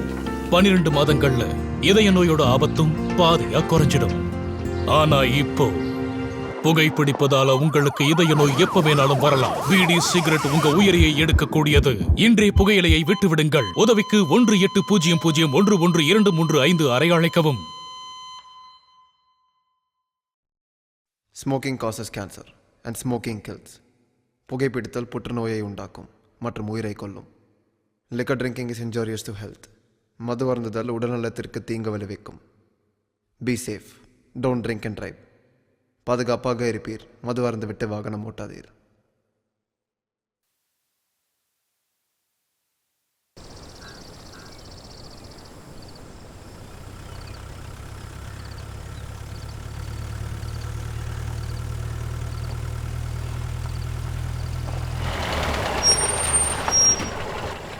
சலம், ஒரு வாட்டி சுரேஷை கூப்பிட்டு பேசணும். சுரேஷ் இன்னைக்கு வரலங்க ஐயா. வரலன்னா எப்படி? இன்னைக்கு சர்ச்சு மொத்தத்தையும் கழுவுன இல்லை, பிரார்த்தனை இருக்குன்னு தெரியாதா அவனுக்கு? ஏதாவது ஒரு சாக்குப்புக்கு சொல்லுவானா? ஒரு வேலையும் ஒழுங்காக செய்யாதீங்க. ஐயோ, ஃபாதர் வந்துட்டாரு. வணக்கம் ஃபாதர் ஐயா. கோடீஸ்வரா, நீ எங்க இங்க? சுரேஷ் வீடு என் வீட்டு பக்கத்தில் தான் இருக்குயா. நேற்றுல இருந்து ஜுரமா இருக்கு. அவனால் சர்ச்சு வேலைக்கு போக முடியாததுனால நானே சாவியை வாங்கிட்டு வந்து சர்ச்செல்லாம் கழுவி விட்டேன்யா. என் இயேசு இருக்கிற இடத்துல வேலை செய்றியே, உன் ஈஸ்வரனுக்கு இது பிடிக்குமா? சிற்பியோட கைத்திறமையால் கல்லோட ரூபம் வேணா மாறும். அந்த கல்லை செதுக்கிற சுத்தியும் உளியும் ஒன்று தானுங்க ஐயா. போயிட்டு வரேன் ஐயா.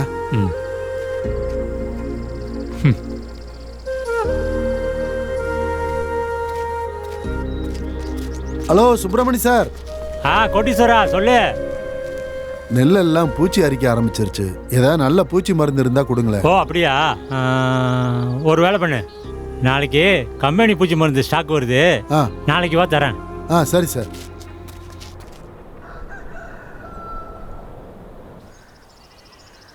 அம்மா, நான் பப்ளிக் எக்ஸாமில் ஃபெயில் ஆயிட்டேன். பப்ளிக் எக்ஸாம்ல ஃபெயிலுன்னு அவ்வளோ தைரியமா சொல்ற? பின்ன வேற எப்படி சொல்றது? சொல்லு. உனக்கு திமிர் அதிகமாயிடுச்சு. இரு ஒன்ன. அம்மா அம்மா அடிக்காதம்மா. இல்லடி, போடாத. அம்மா அடிக்காதம்மா. நீ தள்ளையா? என்னாச்சுடி? அவ பப்ளிக் எக்ஸாம் ரிசல்ட் வந்திருக்கு. அப்படியா? அவ ஃபெயிலுன்னு தான் வந்திருக்கு. ஏதோ உன் பொண்ணு ஸ்டேட் ஃபர்ஸ்ட் வந்த மாதிரி மூஞ்சி வச்சிருக்க. வரலையா? ஸ்டேட் ஃபர்ஸ்ட்லாம் எடுத்து ஓரமா வை. முதல்ல அவ பாஸே ஆகல. அப்பா, சப்ளிமெண்டரி எக்ஸாம் இருக்குல்ல, அதுல பாஸ் ஆயிட்டா போகுது. எல்லாத்துக்கும் சிரிச்சிட்டே இருந்தா எப்படி? 2 அடி போட்டாதானே? என் பொண்ணு மேல கை வைக்கிற நாளெல்லாம் வராதுரி. ஒருவேளை அப்படி ஒரு நாள் வந்தா நான் உயிரோடவே இருக்க மாட்டேன். ஆனா நான் மட்டும் இல்ல, இந்த உலகத்துல இருக்கிற எந்த அப்பாவும் தன் பொண்ணு மேல கை ஓங்க விரும்ப மாட்டான். எதுக்காகன்னா ஒவ்வொரு ஆம்பளையும் தன்னோட பொண்ணை அவங்க அம்மாவா பாக்குறாங்கடி. சரியா போச்சு என் செல்ல அப்பா. அப்பா ஃபோன் வருது. யாருன்னு போய் பாருமா. ஏன்யா என்னமோ உனக்கு மட்டும்தான் அவ மேல பாசம் இருக்கு, எனக்கு இல்லாத மாதிரி பேசுற? இப்ப என்னாச்சுரி? இந்த வயசுல தான் பிள்ளைங்களை கண்டிச்சு வளர்க்கணும். இல்லனா அவங்களுக்கு பிடிச்ச எல்லாத்தையும் செய்வாங்க, நம்ம கிட்ட உண்மையை சொல்ல மாட்டாங்க. என் பொண்ணு என்கிட்ட எதையும் மறைக்க மாட்டா. அப்பா, அண்ணன் தான் ஃபோன் பண்றான். என்னது? என்கிட்ட கொடு. என்னடா எப்படிடா இருக்க? எனக்கு என்ன, நல்லா இருக்கம்மா. நீங்க எப்படி இருக்கீங்க? ஒரு வாரமா ஃபோனே பண்ணலையே, என்னடா? உனக்கு மறுபடியும் சொல்றேன், ஃபோன் பண்ணுன்னு. அவன் ஏதாவது படிக்கிற பிஸியில இருந்திருப்பாண்டி. எப்படா கண்ணா வர? நீ இங்க வந்து 3 வருஷம் ஆகுதுப்பா. பார்க்கணும் போல இருக்குப்பா. உனக்கு தான் தெரியும்லம்மா, எங்க ஃபேக்டரி லேபர் கான்ட்ராக்ட்ல நைட் ஷிஃப்ட் பண்றேன். ஏற்கனவே அப்பா என் படிப்புக்காக எவ்வளவோ செலவு பண்ணிட்டாருமா. இதுக்கப்புறமாவும் நான் அவரை கஷ்டப்படுத்த விரும்பல. எப்படியும் நான் 2 மாசத்துல வீட்டுக்கு வந்துருவேன்ல, என் படிப்பு கூட முடிஞ்சிடும். கடைசி பரீட்சை எப்ப கிருஷ்ணா? கொஞ்ச நாள் தான்ப்பா. கடைசி பரீட்சை அன்னைக்கு ஃபோன் பண்ண மறந்துடாத கண்ணா. சரிப்பா. சிவன் கோயிலுக்கு போய் நான் பூஜை பண்றேன். சொல்லிடி பைத்தியம். நீ லாயர் ஆயிட்டியா என்ன? இன்னும் 6 மாசத்துல ஆல் இண்டியா பார் எக்ஸாம் ஒன்று இருக்கு. அது எழுதிட்டேன்னா கவர்மெண்ட் லாயர் ஆயிடலாம். அப்படியா? ஹலோ ஹலோ ஹலோ அண்ணா.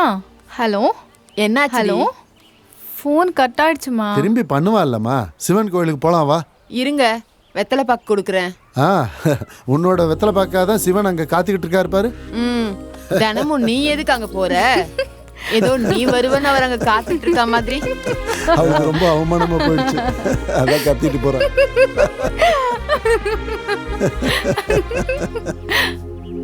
என்ன பார்த்தா எகத்தாலமா தெரியுதா உங்க 2 பேருக்கும்? ஒரேடியா இழிப்பீங்க. புள்ள வரட்டும், உங்க 2 பேர் மேலயும் கேஸ் போட்டு என் சைடுல அவனையே வாதாட வைக்கிறேன். நீ கேஸ் போடுறதுக்குள்ள என் பொண்ணு பெரிய ஜட்ஜாவே ஆயிடுவா. அப்போ எங்களுக்கு பிடிச்ச மாதிரி தீர்ப்பை கொடுத்துக்கிறோம். மேஜிஸ்ட்ரேட் ஆகணும்னா பப்ளிக் எக்ஸாம் பாஸ் ஆகணும். முதல்ல அதை பாஸ் பண்ண சொல்லுங்க. அவ என் புள்ள படிப்புல பாதி படிச்சா கூட உங்க 2 பேரையும் கையில பிடிக்க முடியாது. உன் புள்ள நிறைய சம்பாதிக்கணும்னு நிறைய படிக்கிறாண்டி. என் பொண்ணுக்கு அந்த ஆசையெல்லாம் கிடையாது, அதனால படிக்க இன்ட்ரெஸ்ட் இல்லை. நீ இப்படியே பேசு, அவ எங்க உருப்பட போறா? அதுக்கு வர வர பயமே இல்லாம போச்சு. அவ ஏதோ கோவத்துல பேசுறா, நீ போய் ரெடி ஆகுமா, நம்ம சிவன் கோயில் போயிட்டு வந்துடலாம். சரிப்பா.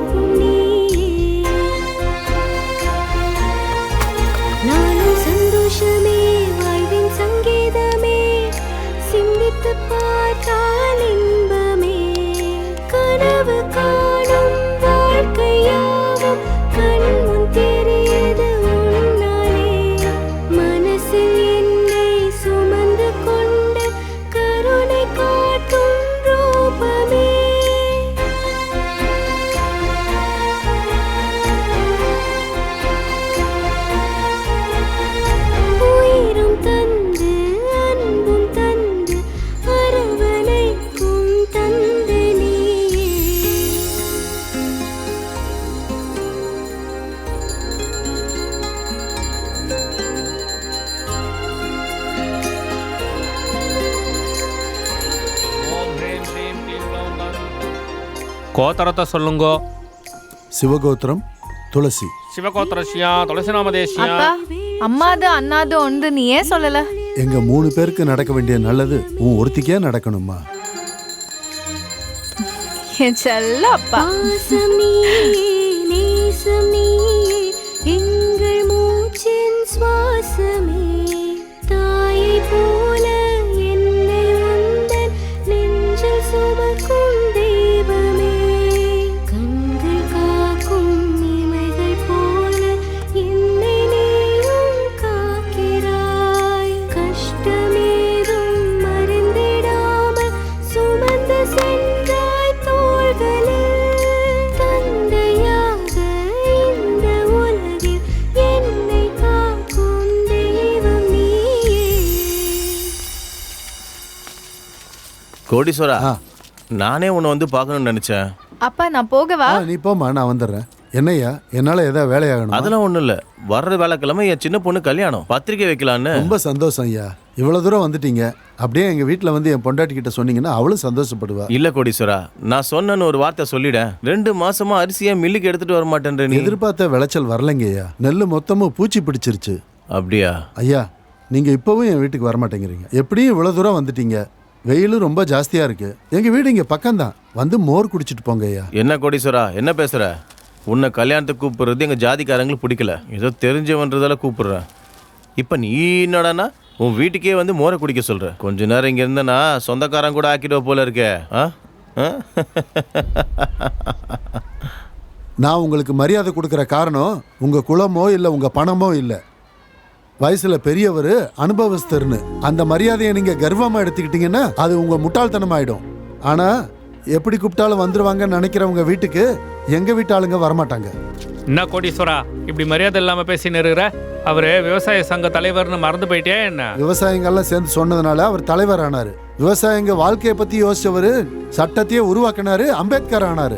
நீங்கள் எல்லாரும் சேர்ந்து இன்னொரு அம்பேத்கரை உருவாக்க வேண்டாம், அது உங்களுக்கே நல்லது கிடையாது. அவன் பாட்டுக்கு பேசிட்டு போகிறான், நீங்கள் என்ன எதுவும் பேசாமல் இருக்கீங்க? நரித்தந்திரமாக இருக்கிறவன் தான் இந்த இடத்துல வாழ முடியும்டா. இந்த மாதிரி எதிர்த்து நிற்கிறவனுக்கு வாழ்க்கை இருக்காது. இன்னைக்கு நம்ம விட்டுட்டோம், நாளைக்கு இவனுக்கு ஏற்ற மாதிரி ஒரு ஆள் வருவான், அவன் கொடுப்பான் இவனுக்கு பதிலடி. வாடா போலாம்.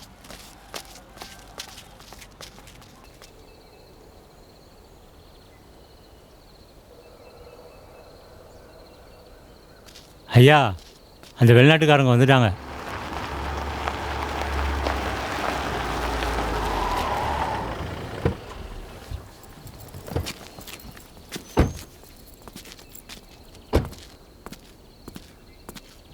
Good morning, sir. Good morning. Can you please convey the message what purpose we have come here? Okay, sir. Sir என்ன சொல்கிறார்? அதான் சொல்கிறேன் கேளுங்க. இந்த வருஷம் நம்ம கிறிஸ்டின் மிஷனரி சொசைட்டிக்கு இந்தியா 4 பக்கத்தில் இருந்தோம் ஃபண்ட்ஸ் நல்லா வந்திருக்கு. ஸோ சொசைட்டி பெரிய ஆளுங்க எல்லாரும் இந்தியாவில் சுமாராக ஒரு 1000க்கு மேலே சர்ச்சை இப்படி வந்த காசோட கன்ஸ்ட்ரக்ட் பண்ணணும்னு ஐடியா கொடுத்துருக்காங்க. சந்தோஷமான விஷயம் தானே? ஒடிசா பார்டர்லேருந்து அருக்கு வேலி போகிற ரோடு பக்கத்தில் சர்ச்சு கட்டணும்னு ஆசைப்படுறாங்க. அந்த வேலைகள் முடிகிற வரைக்கும் எல்லா பொறுப்புகளும் உங்ககிட்ட கொடுக்கணும்னு ஆசைப்படுறாங்க. அந்த இயேசு பிரபுவோட ஆசீர்வாதத்தால் எப்படியாவது ஒரு இடத்த பிடிச்சி இந்த வேலையை முடிக்கிறேன். இது 30 லட்சம் ரூபாய் செக். இந்த மாத கடைசிக்குள்ள அந்த நிலத்தை வாங்கிட்டு வேலைகளை நீங்கள் ஆரம்பிக்கணும். அது மட்டும் இல்லை, நெக்ஸ்ட் கிறிஸ்மஸ்க்கெல்லாம் அந்த சர்ச் ஃபுல்லாக கம்ப்ளீட் ஆகிருக்கணும். கண்டிப்பாக. Is it clear to him now? Yes, sir. He understood. Okay, let's move. ஐயா, வீட்டுக்கு வந்து சாப்பிட்டு போகலாம்ல? சார்கிட்ட சொல்லுங்கள். சாரி ஃபாதர், 1 மணிக்கு ஹைதராபாத் ஃப்ளைட் இருக்கு, இப்போ வேண்டாம்.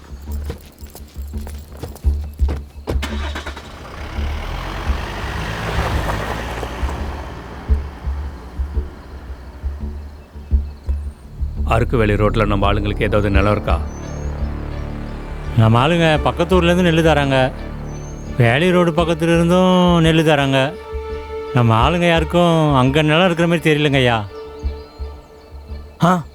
ஐயா, கோட்டீஸ்வரனுக்கு அந்த இடத்துல நிலம் இருக்கு ஐயா. கோடீஸ்வரனா? அதான் ஐயா, அப்பப்போ நம்ம சர்ச்சுக்கு வந்து சுத்தம் பண்ணுவானே. கோடீஸ்வரன் தெரியுமே. நம்ம கடைக்கு வந்து பூச்சி மருந்து, நெல் விதை இதெல்லாம் வாங்குவான் ஐயா. இந்த வருஷம் ஃபுல்லாக நெல் மொத்தத்தையும் புழு பூச்சி தின்னுடுச்சியா. என்ன பார்க்கும்போதெல்லாம் நிறைய தடவை நெல் வரலன்னு சொல்லி கவலைப்பட்டான்யா. அதிகபட்சம் ஒரு 2 ஏக்கர் நிலம் வச்சிருப்பான்னு நினைக்கிறேன். 2 ஏக்கரா? ஒரு வாட்டி கூப்பிட்டு பேசலாம்.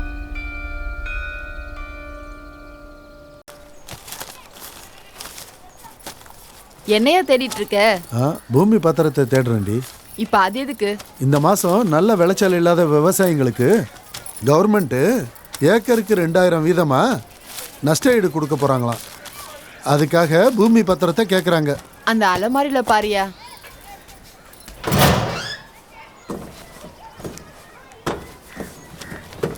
கிடச்சிருச்சுரி. சரி, நான் போயிட்டு வரேன்.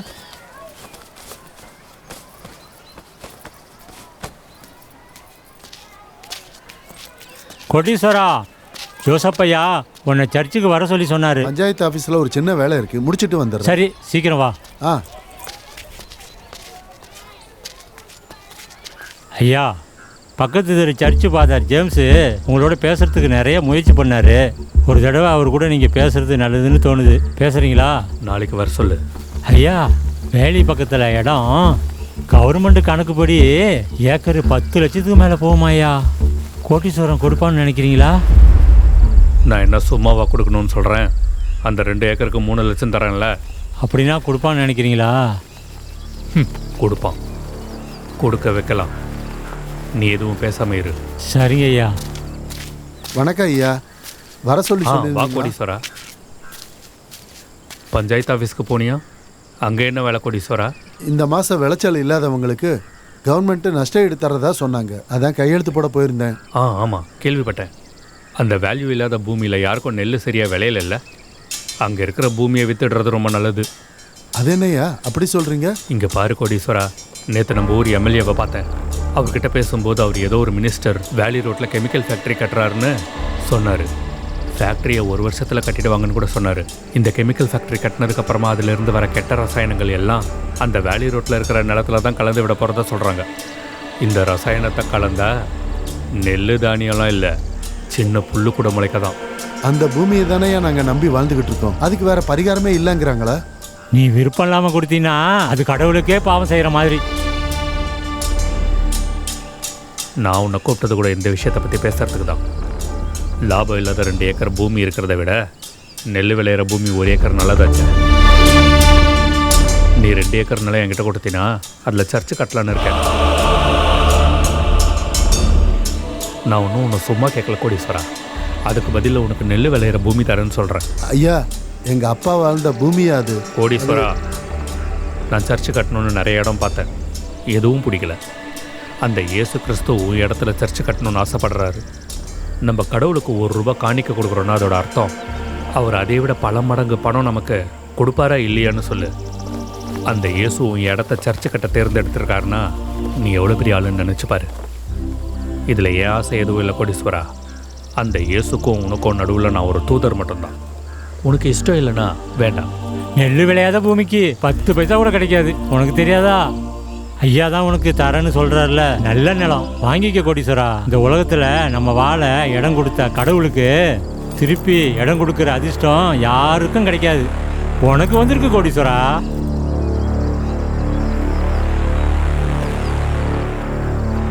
எனக்கு உதவாத அந்த பூமி அந்த கடவுளுக்கு உதவுதுன்னா எனக்கு சந்தோஷம்தான். உங்கள் இஷ்டம்தாங்க ஐயா.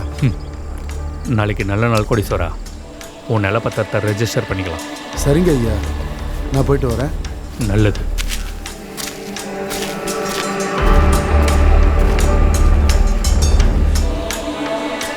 ஐயா தரேன்னு சொல்லிட்டாயா? கண்டிப்பா. அப்போ அங்கே இடம் இருக்குன்னு சொன்னீங்களே, அது என்னாச்சு? முதல்ல அவன் நிலத்தை தரட்டும், அப்புறம் பார்க்கலாம்.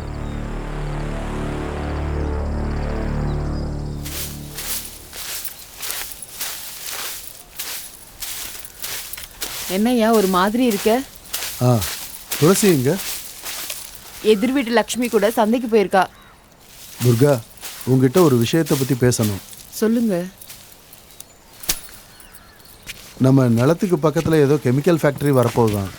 ஓஹோ. எவ்வளவு கஷ்டப்பட்டாலும் விளைச்சலே வரமாட்டேங்குது. இப்போ அந்த கெமிக்கல் ஃபேக்ட்ரியும் வந்துட்டா அதுலேருந்து வரப்போகிற விஷ ரசாயனம் நம்ம நிலத்துக்கு வர தண்ணியில் கலந்துரும்.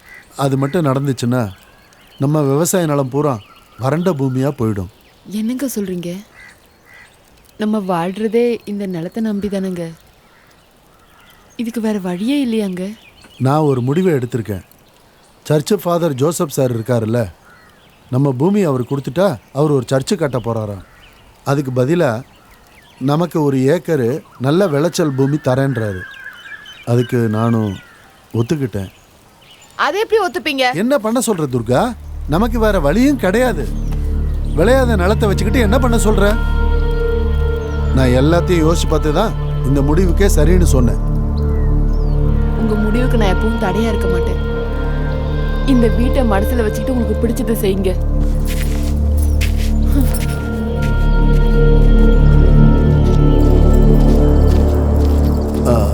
ஒரு நிமிஷம் இருங்க. என்ன ஜோசப் சார் இருக்காரா? இருக்காரு. போ. நீங்கள் பண்ணுறது ரொம்ப தப்பு. என்ன தப்பு சொல்கிற உரிமை உனக்கு இல்லை. இங்கே தலைவர் பதவியில் நான் தான் இருக்கேன். நீ இங்கே ஒரு 2-3 மாதம் வேலை பார்த்ததுக்கப்புறம் வேறு எங்கேயோ போவேன். அப்படி இருக்கும்போது இதெல்லாம் உனக்கு தேவையா? இதெல்லாம் எனக்கு தேவையான்னு கேட்க நான் உங்களோட பர்சனல் விஷயத்தில் தலையிட்டு கடவுள் மேலே இருக்க நம்பிக்கையும் பக்தரோட நம்பிக்கைக்கு நடுவில் நுழைஞ்சு கிடைக்கிறதெல்லாம் காணிக்கன்ற பேரில் நீங்கள் எடுத்துக்கிறீங்க. இதே மாதிரி மறுபடியும் நடந்தா பார்த்துக்கிட்டு சும்மா இருக்க மாட்டேன். மேல் அதிகாரிகளுக்கு ரிப்போர்ட் பண்ணுவேன்.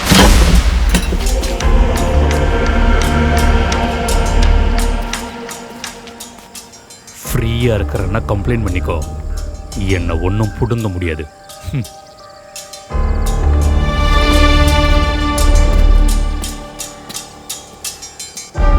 சுப்பிரமணி ஐயா,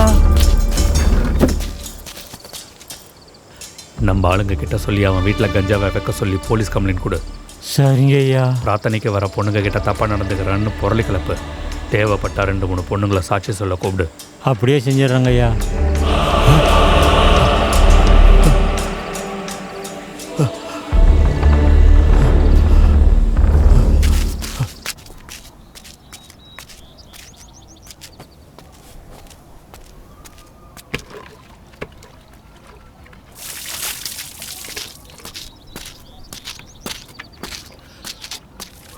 கோடீஸ்வரா, இங்க வா. இதோ வரேன். என்னாச்சுப்பா, ஏதாவது வேலை இருக்கா? அது அப்பாசாமி பொண்ணுக்கு கல்யாணம் நிச்சயமாயிருக்கு. அவசரமா பணம் வேணும்னு என்கிட்ட நிலத்தை அடமானம் வச்சிருக்கான். என்கிட்ட கூட நிலம் இருக்கு. அதனால தான் பேங்க்ல லோன் அப்ளை பண்ணியிருக்கேன். பேங்க்காரங்க 3 சாட்சி கையெழுத்து கேட்குறாங்க. என் அண்ணன் தம்பி 2 பேர், அப்புறம் என் மச்சானை போட வைக்கலான்னு நினச்சேன். என் மச்சானை ஆஃபீஸ் வேலையா பஞ்சாபுக்கு அனுப்பிச்சிட்டாங்க. பேங்க்காரங்க 2 நாளுக்குள்ள வந்து கையெழுத்து வாங்கிக்கிறேன்னு சொன்னாங்க. நீ அந்த 3வது சாட்சியா வந்து கையெழுத்து போட்டேன்னா எனக்கு ரொம்ப உதவி பண்ண மாதிரி இருக்கும். நீ எப்போ வரணும்னு சொல்லு, நான் வர்றேன். நல்லதுப்பா. அது என்னன்னா வந்து என்னாச்சு கோடீஸ்வரா? நம்மளோட நிலம் இருக்குல்ல, அது பக்கத்தில் கெமிக்கல் ஃபேக்டரி கட்ட போகிறாங்களாம். அதனால சரியாக விளைச்சல் இருக்காது, நிலம்லாம் வறண்டு போய்டும்னு சொல்லி எனக்கு தெரிஞ்ச ஒரு ஆள் சொன்னார். ஃப்யூச்சரில் அந்த நிலத்துக்கு சரியாக ரேட்டு கூட கிடைக்காதுன்னு சொன்னாங்க. நல்லா தான் சொன்னாங்க. இன்னும் கொஞ்ச நாளில் நம்ம நிலத்து பக்கத்தில் ரோடு வரப்போதான். ஏக்கரு பல லட்சம் போகுமா. அதுக்கு தானே லோன் வாங்குறதுக்காக அப்பாசாமி கிட்ட நிலத்தை வாங்கினேன். ஆமா கோடீஸ்வரா, இந்த நிலத்தை பத்தி உனக்கு யாரு சொன்னது? எல்லாம் கட்டுக்கதை பொய். சரி, நான் கிளம்புறேன் கோடீஸ்வரா. வேண்டாம் வேண்டாம். கோடீஸ்வரா, கோடீஸ்வரா. யாருங்க? யோசப் ஐயா சர்ச்சிலேருந்து அனுப்பி வச்சாருமா. கோடீஸ்வரன் இல்லையா? அங்கே தானங்க போனாரு. உங்களை தாங்க தேடிட்டு வந்திருக்காரு. கோடீஸ்வரா, யோசப் ஐயா உங்களை நிலப்பத்திரத்தை எடுத்துகிட்டு வர சொன்னார். நீ உள்ளப்போ துர்கா, நான் பேச வேண்டியிருக்கு. என் பூமியை யாருக்கு கொடுக்கறதா இல்லைன்னு முடிவு பண்ணிட்டேன். இதை போய் அப்படியே ஜோசப் சார் கிட்ட சொல்லிடு. அது எப்படி நடக்கும் கோடீஸ்வரா? நீ தான் தரேன்னு சொன்னிய. அதெல்லாம் உங்களுக்கு தேவையில்லாத விஷயம். என் முடிவை ஜோசப் சார் கிட்ட சொல்லிடு. அது இல்லை கோடீஸ்வரா. கிளம்புங்க.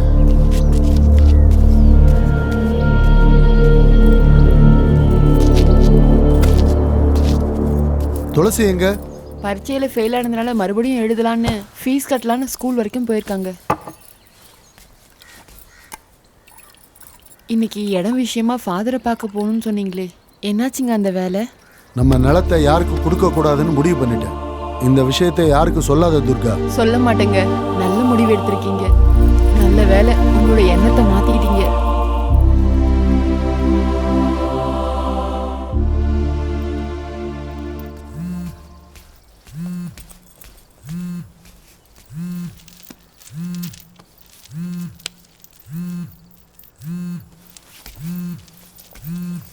சந்தோஷ் ஃபோன் பண்ணுறாரியா? சொல்லு சந்தோஷ். ரிஜிஸ்டர் சார் போயிடுவாரு, நீங்கள் வந்தால் வேலையை முடிச்சலாம். வரேன். கோடீஸ்வரன் எங்க? வர முடியாதுன்னு சொல்லிட்டான்யா. இடம் உங்களுக்கு தர இஷ்டம் இல்லைன்னு மூஞ்சில் அடித்த மாதிரி சொல்லிட்டான்யா. இஷ்டம் இல்லைன்னா எப்படி? அவனுக்கு என்ன விளையாட்டுத்தனமா இருக்கா? சந்தோஷ் தான், அவனுக்கு ஏதாவது ஒன்று சொல்லு. விற்கிற பாட்டிக்கிட்டே கொஞ்சம் பிரச்சனை ஆயிடுச்சு. 2-3 நாள் போகட்டும், அப்புறம் சொல்கிறோம்.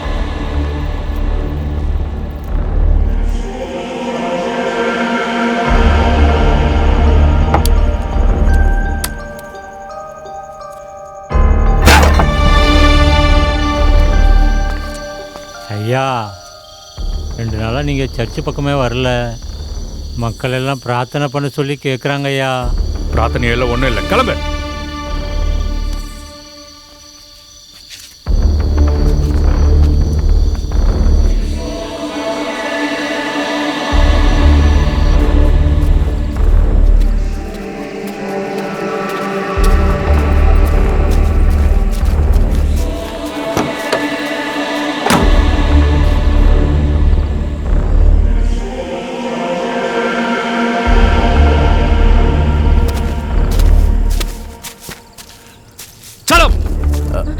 ஐயா கூப்பிடுறாரு, நம்ம அப்புறம் பேசலாம்.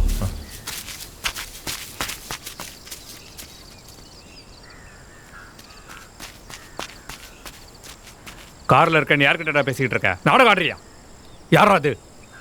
ஐயா, நாங்கள் 2 பேரும் காதலிக்கிறோம் ஐயா. உன்ன மாதிரி 10 பைசா சம்பாதிக்க பிரோஜனம் இல்லாதவனுக்கு தான் இந்த காதல் கீதெல்லாம். என்ன பார்க்குற? கார் எடு. கோட்டீஸ்வரம் பொண்ணு கூட உனக்கு என்னடா காதல்? அவனுக்கு மட்டும் தெரிஞ்சதுன்னா உன்னை கட்டி வச்சு வதப்பான்டா.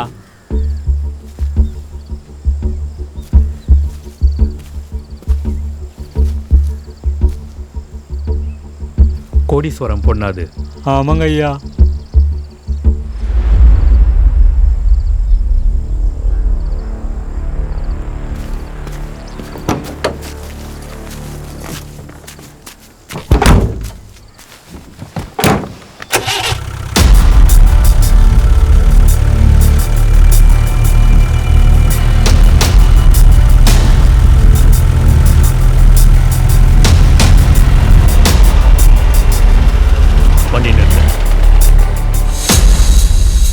என்னாச்சு ஐயா? என் மேலே உனக்கு மரியாதை இருக்கா? என்னையா இப்படி கேட்குறீங்க? நான் சொல்கிறத செய்வியா? உங்களுக்காக எது வேணாலும் பண்ணுவியா? அந்த கோடீஸ்வரன் என்னை மனசளவில் ரொம்பவே தொந்தரவு பண்ணிட்டான். எவ்வளோ நாள் ஆனாலும் அதை என்னால் மறக்க முடியாது. இந்த வாட்டி அவனுக்கு சரியான அடி கொடுக்கணும். அவன் உடம்புல இருக்கிற நரம்பெல்லாம் கூனி குறுகி போகணும். அதுக்கு உன்னோட உதவி வேணும். நான் கேட்குற உதவியை நீ செஞ்சினா, வாக்கா பொண்ணுக்கு 2 லட்சம் கேட்டல்ல, அதை நான் உனக்கு தரேன். சொல்லுங்க, என்ன பண்ணணும்? நீ அந்த கோடீஸ்வரம் பொண்ணோட படுக்கணும்.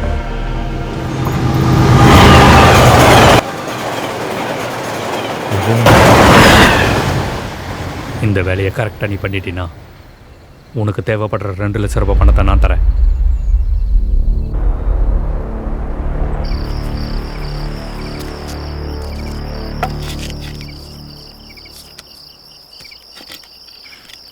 துளசி,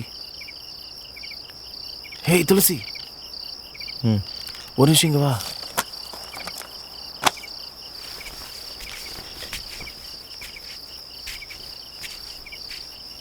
எதுக்கு வந்த?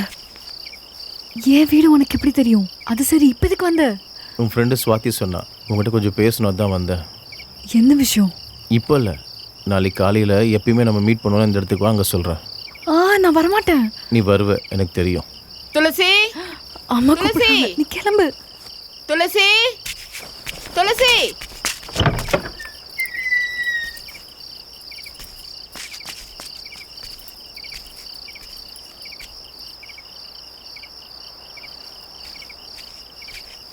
இந்நேரத்துக்கு காட்டு பக்கம் எதுக்குடி போன? நான் எங்கேயும் போலமா, அப்பா வராரான்னு பார்த்தேன். உங்க அப்பா விறகு எடுத்துட்டு வரேன்னு காட்டுக்கு போயிருக்காரு. நீ உள்ள வா. நீ பாட்டுக்கு காட்டுக்குள்ள போற. விஷப்பாம்பு இருக்குன்னு உனக்கு தெரியாதா?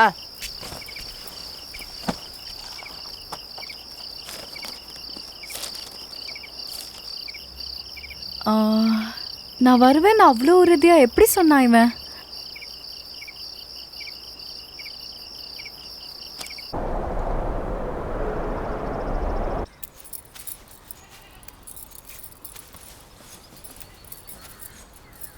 அலங்காரம் பண்ணிட்டு எங்க போறேன்னு தெரிஞ்சுக்கலாமா? எக்ஸ்ட்ரா கிளாஸ்க்கு போயிட்டு இருக்கேன். ஃபெயில் ஆன சப்ஜெக்ட்ல மறுபடியும் பாஸ் ஆக வேண்டாமா? அது ஒன்று தான் குறைச்சல்.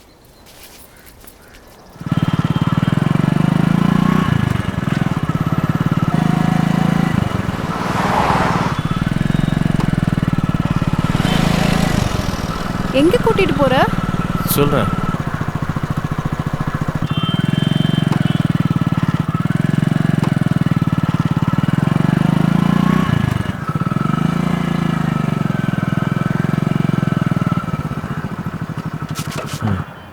இறங்கு. துளசி எங்க?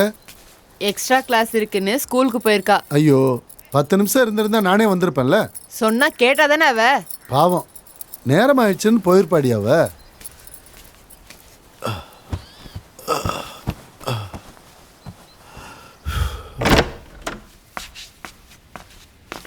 உள்ளவா வா, பரவாயில்ல. ஃபேஸ் வாஷ் பண்ணிக்கிறியா? பரவாயில்ல, போ.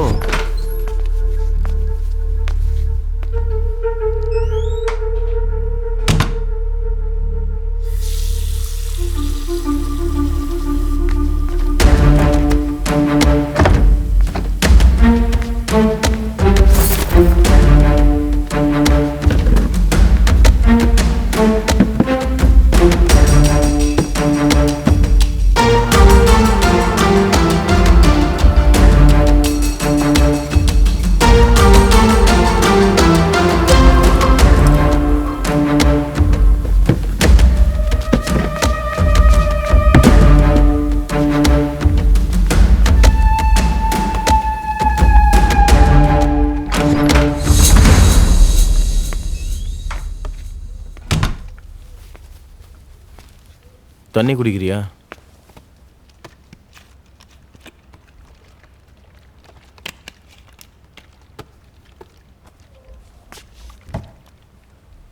வா உக்கார் துளசி.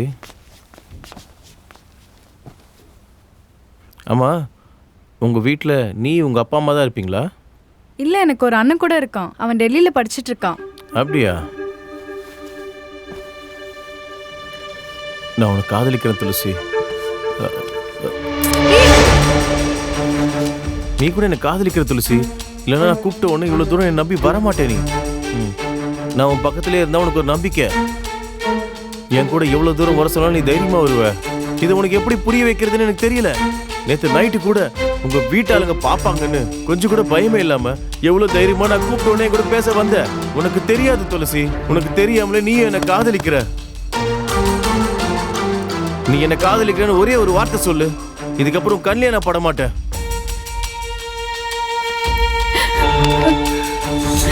என்ன நடக்குதுன்னு எனக்கு ஒண்ணுமே புரிய மாட்டேங்குது. இப்ப நீ இதெல்லாம் சொல்லும் போது இது உண்மையோ என்னமோன்னு தோணுது. எனக்கு ரொம்ப பயமா இருக்கு. யாரா இருந்தாலும் ஒருத்தர் பிடிச்சிருந்துச்சுன்னா காதலையும் காமத்தையும் தடுக்க முடியாது. காதலை சொன்னதுக்கு அப்புறம் காமம் கூட நிக்காது. நம்ம 2 பேரும் காதலிக்கிறோம் துளசி.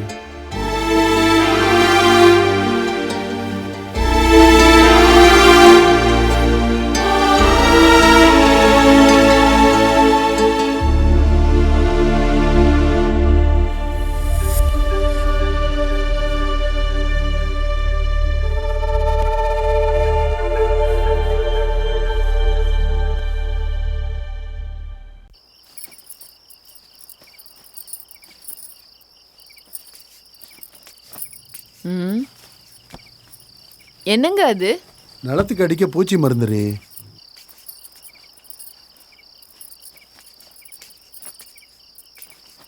ஏம்மா இப்படி இருக்க? உடம்பு சரியில்லையா? என்னமோ வெளியே போயிட்டு வந்ததுலேருந்து அவள் அப்படிதான் இருக்காங்க. உடம்பு சுடுற மாதிரி இருக்குடி. ஏதாவது மருந்து இருந்து கொடுத்தியா? சாதாரண ஜுரம் தாங்க. நான் பார்த்துக்கிறேன். உங்களுக்கு சாப்பாடு வச்சிருக்கேன், போய் சாப்பிடுங்க.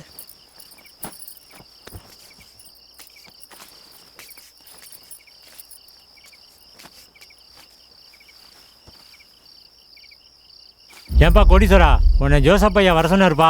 ஏதோ முக்கியமான விஷயம் பேசணுமா? வா. வரேன்னு சொல்லு. நம்மளை எதுக்கு இந்த நேரத்தில் கூப்பிட்றோம் அந்த ஆள்? சாப்பிட்டு போங்களேங்க. ஏதோ முக்கியமான விஷயம் சொல்கிறாருல, பேசிட்டு வர்றேன், நீங்கள் சாப்பிட்டு படுத்துக்கங்க.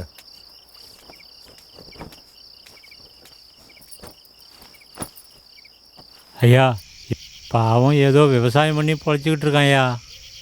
அவனை தெருவில் நிற்க வைக்கிறது அவசியமாயா? கொஞ்சம் யோசிச்சு பாருங்க ஐயா. சுப்பிரமணி, நல்லவங்களுக்கு கோபம் வந்தால் என்ன பிடுங்குவாங்கன்னு எனக்கு தெரியாது. நல்லவன் மாதிரி நடிக்கிறவனுக்கு கோபம் வந்தால் அடி இப்படி தான் இருக்கும். இதோ வந்துட்டான் ஐயா. கோடீஸ்வரா, வா வா வா வா வா. வர சொன்னீங்களாமே, ஏதோ முக்கியமான விஷயம் பேசணும்னு சொன்னீங்களா? உனக்கு சம்மந்தம் இருக்கிற விஷயந்தான் இதுதான். அந்த முக்கியமான விஷயம்.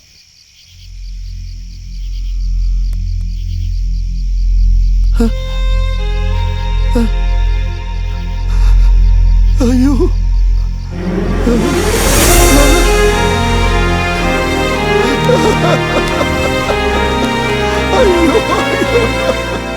துளசி துளசி, பொண்ணை என்ன பண்ணீங்கய்யா?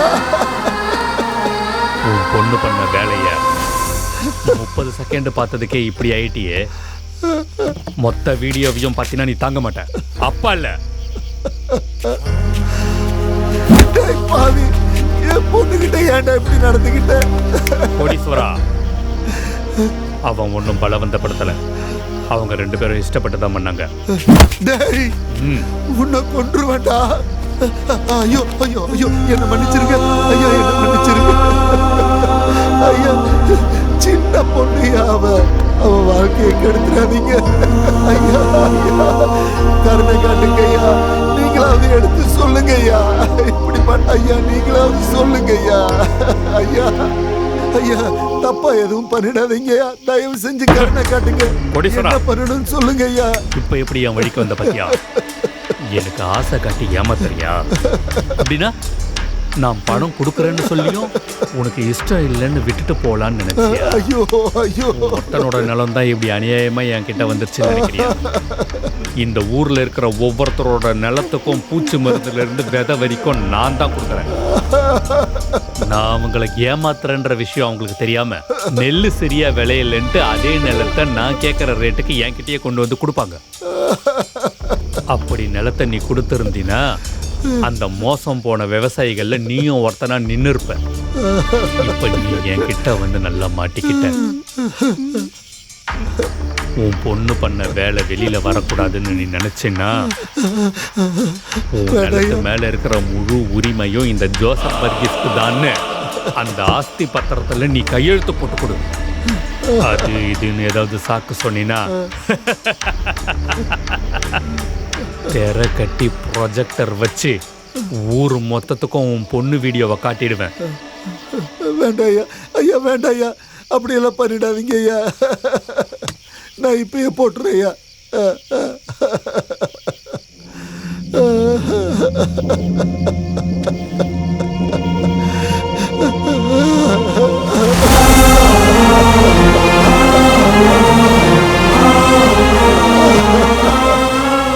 துர்கா, நம்ம பசங்களுக்கு எந்த குறையும் இல்லாம பாத்துக்குவியா? என்னங்க அப்படி கேக்குறீங்க? நம்ம துளசிக்கு 2-3 வருஷத்துல கல்யாணம் பண்ணிடலாம். நம்ம சம்பாதிக்கிறது கல்யாணத்துக்காக தானே. அப்படியே அவளுக்கு அந்த நிலத்தை கொடுத்துருவோம். நம்ம கிருஷ்ணாக்கு இந்த வீடு, அப்புறம் மீதி இருக்க நிலம். ஒரு சாதாரண அப்பா குழந்தைங்களுக்கு செய்யறதை விட நிறையவே செஞ்சிருக்கையா நீ உன் பிள்ளைங்களுக்கு.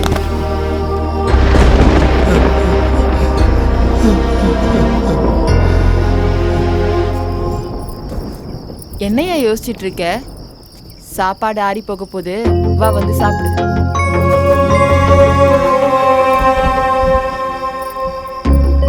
உன்கிட்ட தான் ஏன் பேசிட்டு இருக்கேன், காது கேட்கலையா?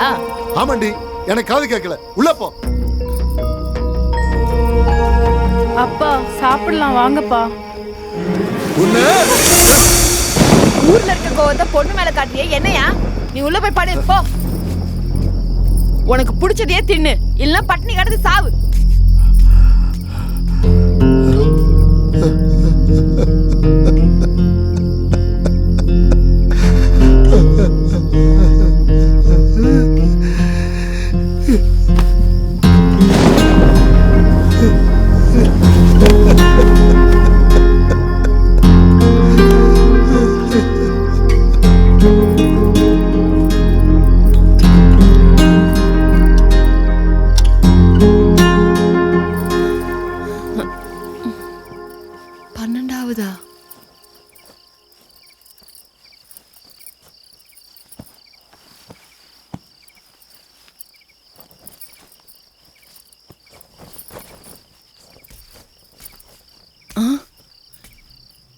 இன்னும் இவரு சாப்பிடலையா?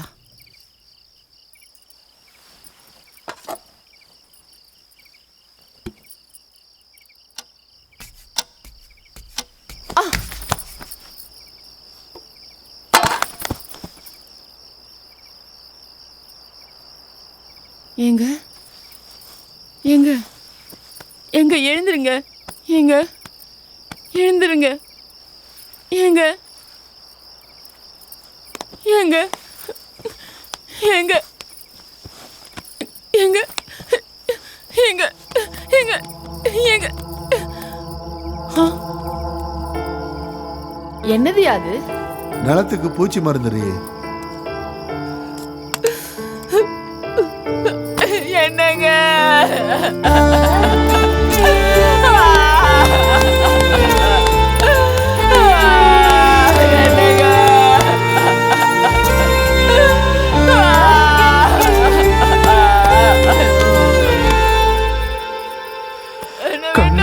கண்ணுக்குள்ளீரம் நதி போல ஓடும் என் வாழ்வின் உயிரின்று பறிபோனதே. யார் தந்த சாபம், யார் செய்த பாவம், நீ இன்றி என் வாழ்க்கை இருளானதே.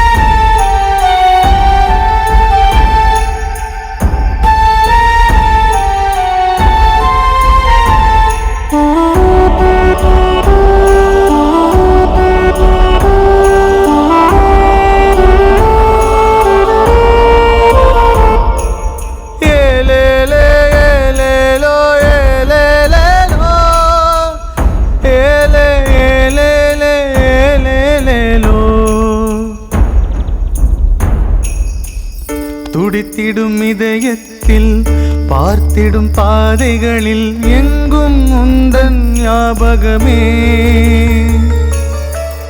கவலைகள் கண் முன்னே தெரியுது வான் போலே காலம் செய்யும் நாடகமே. நான் உயிரோட இருக்கவே மாட்டேன். ஆறாத காயங்கள் நெஞ்சினிலே, அழியாத துன்பங்கள் இதயத்திலே, அன்புள்ளம் கொண்டவன் பிரிந்து சென்றானே, அளவில்லா துயரத்தை தந்து சென்றானே. தீர்த்தாலும் பிரார்த்தனை செய்தாலும் போகின்ற பிராணங்கள் வருவதில்லை. என் பயணம் முடிகின்றதே.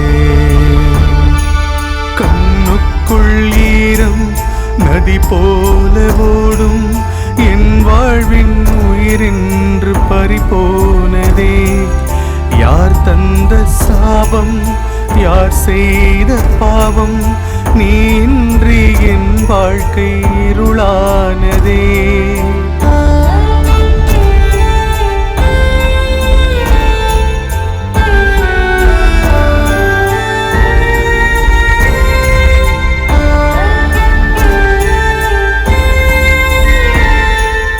ஊர்ல இருக்கிற மக்கள் எல்லாரும் என்னோட தங்கச்சி பண்ண தப்புக்காக தான் அப்பா செத்துட்டாருன்னு, செஞ்ச தப்புக்கு என்ன பண்ணணும்னு தெரியாம தங்கச்சி தற்கொலை பண்ணிக்கிட்டான்னு இப்படி வாய்க்கு வந்தபடி பேசினாங்க.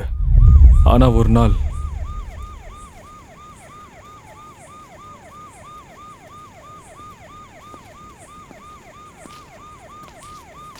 கிருஷ்ணா, சொல்லுங்க பெரியப்பா. இப்போ தான் பெரிய டாக்டர்கிட்ட பேசிட்டு வரேன். அப்பாவும் தங்கச்சியும் கண்ணு முன்னாடியே இறந்து போனதுனால நரம்பு வலிப்பு வந்துடுச்சு. பெரியப்பா, நீ ஒன்றும் கவலைப்படாத, உயிருக்கு எந்த பயமும் இல்லைன்னு சொல்லிட்டாங்க. கிருஷ்ணா, உனக்கு ஒரு உண்மை சொல்லவா?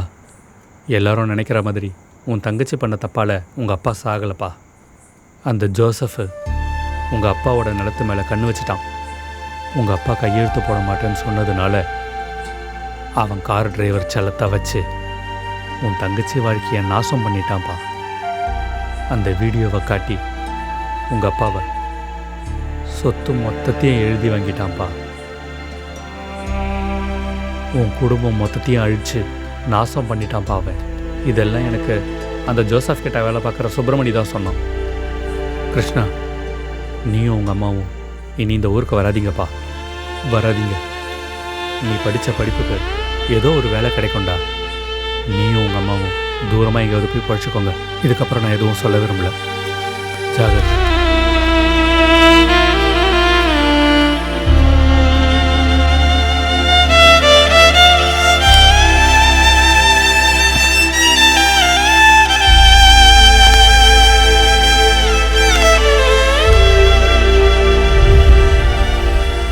நான் நினச்ச மாதிரி பப்ளிக் ப்ராசிக்யூட்டர் ஆகி எங்கள் தங்கச்சி கல்யாணம் பண்ணி அப்பா அம்மாவை நல்லா பார்த்துக்கணும்னு நினச்சேன். ஆனால் என் குடும்பம் மொத்தத்தையும் சாகடிச்சிட்டாங்க. உயிர் இருந்த நடப்போன மாதிரி நாங்கள் தினமும் வாழ்ந்தோம். அப்போ தான் நான் நினச்சேன் உங்கள் 2 பேரையும் விடவே கூடாதுன்னு. ஜோசப்க்கு இருக்கிற வியாதியிலேருந்து உனக்கு கொடுத்த பின்னாடி கதவு சாவி வரைக்கும் உனக்கு இருக்கிற பொண்ணுங்க வீக்னஸை வச்சு இது எல்லாத்தையும் நான் தெரிஞ்சுக்கிட்டேன். ஒரு நாள் நான் கோர்ட்டில் ஜோசஃபை பார்த்தேன். யாரோ ஒரு ஆள் கூட கோவமாக பேசிட்டு போனார். அது என்னன்னு தெரிஞ்சுக்க நான் அவர்கிட்ட போனேன். அவர் ஜேம்ஸோட தம்பி. அவங்க அண்ணனுக்கு ஜோசப் பண்ண மொத்த துரோகத்தையும் என்கிட்ட சொன்னார். என்ன சார்? உங்கள் வீட்டில் ட்ரக்ஸ் இருக்குன்னு இன்ஃபர்மேஷன் வந்திருக்கு. எங்கள் வீட்டில் ட்ரக்ஸா?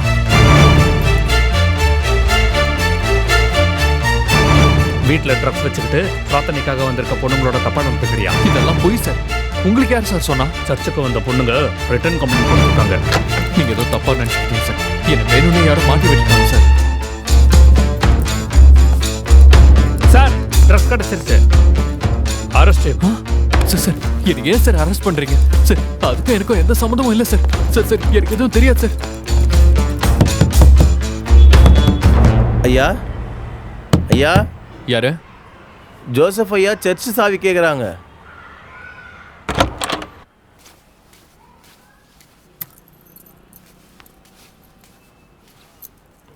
பாத்ரூம் எங்கேயா இருக்கு? அந்த பக்கம் இருக்கு, போங்க.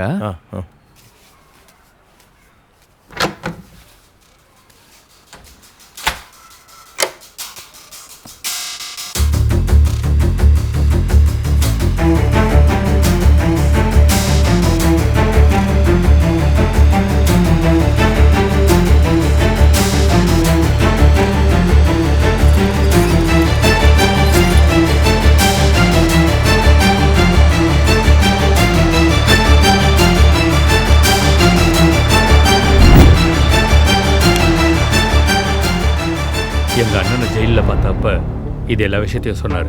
இப்போ ஜேம்ஸ் எங்கே இருக்காரு? ஜெயிலேயே ஹார்ட் அட்டாக்ல செத்து போயிட்டாரு. எங்கள் அண்ணனை இவ்வளோ கொடூரமாக கொலை பண்ணணும் சும்மா விடக்கூடாதுன்னு கோர்ட்டில் கேஸ் போட்டிருக்கேன். எந்த சாட்சியம் இல்லைன்றதுனால எங்கள் அண்ணனுக்கு நியாயம் கிடைக்கல. என் குடும்பத்துக்கு நடந்த அநியாயம் அவங்க அண்ணனு கூட நடந்ததுன்னு நான் தெரிஞ்சுக்கிட்டேன். 4 வருஷமா நான் தீர்த்துக்கணும்னு நினச்ச பகைக்கு அன்னைக்கு தான் எனக்கு ஒரு வாய்ப்பு கிடைச்சது. இது எங்கள் அண்ணனோட பொண்ணு ஆன்யா. நான் சொன்னேன்ல அந்த பையன் கிருஷ்ணா. இவளுக்கு நீ சொன்ன எல்லா விஷயத்தையும் சொல்லிட்டேன்ப்பா. நான் இப்போ சொல்கிறது கொஞ்சம் புரியுற மாதிரி அவங்களுக்கு சொல்லுங்கள். ஆனியா 4 வருஷம் இன்ஜினியரிங் தமிழ்நாட்டில் படித்தா அவளுக்கு தமிழ் தெரியும்ப்பா. நீங்கள் பயப்பட வேண்டிய அவசியம் இல்லை. நான் சொன்னது சொன்ன மாதிரி செஞ்சால் போதும். ஒரு வேளை நான் இந்த ப்ராசஸில் மாட்டிக்கிட்டா உங்களை நான் இன்வால்வ் பண்ண மாட்டேன். பழி எல்லாத்தையும் ஏன் மேலே போட்டுக்கிறேன். I promise you. ஆன்யா, உன்னை 3 மாதத்துக்கு முன்னாடி பார்த்தது, உன் கூட பழகுனது, உன் மேலே ஆசைப்படுற மாதிரி நடித்தது, இதெல்லாம் பிளானில் ஒரு பாகம். ஆன்யா உன்கிட்ட பழகுனதுனால உன்னை பற்றியும் ஜோசப் பற்றியும் ஒவ்வொரு சின்ன விஷயமும் அவள் தெரிஞ்சுக்கிட்டான். ஸ்வாதி, என்னை பற்றி நீ என்ன நினைக்கிற? என்ன இருக்கு, ஒரு நல்ல ஃப்ரெண்டு.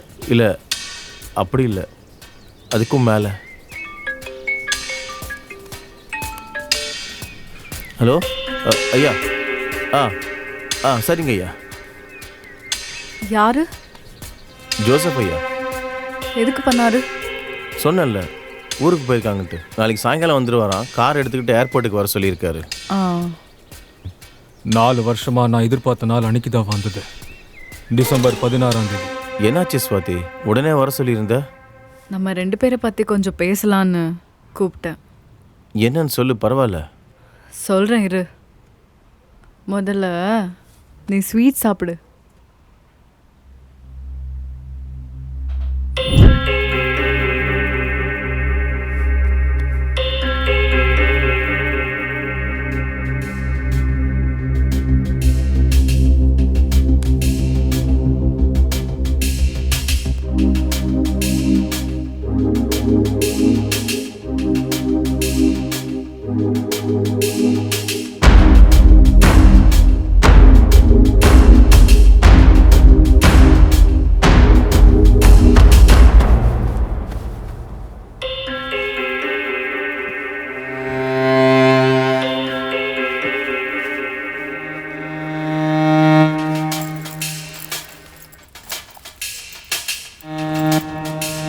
இதுக்கு ஒரு ஸ்பேர் வேணும்.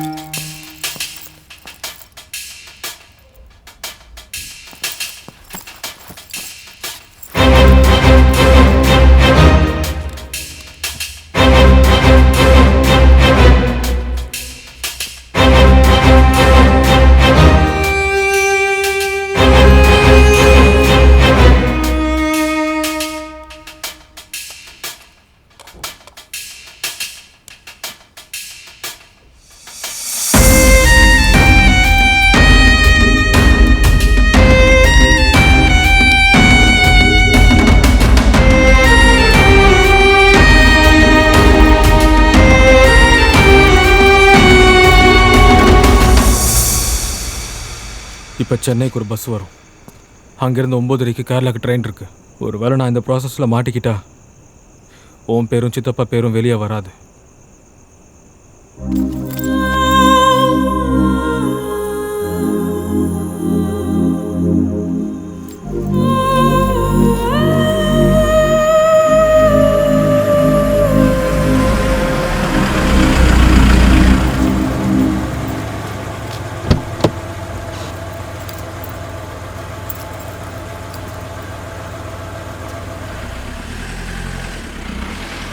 நீ ஜோசஃபை விட்டு கிளம்புனதுக்கப்புறம் நான் அவரை கொல்றதுக்கு உள்ளே போனேன். அப்போ தான் நான் அங்கே ஸ்ரீனுவை பார்த்தேன். வேலையை ஒழுங்காக பண்ணு, அப்புறம் எனக்கு ஃபோன் பண்ணு.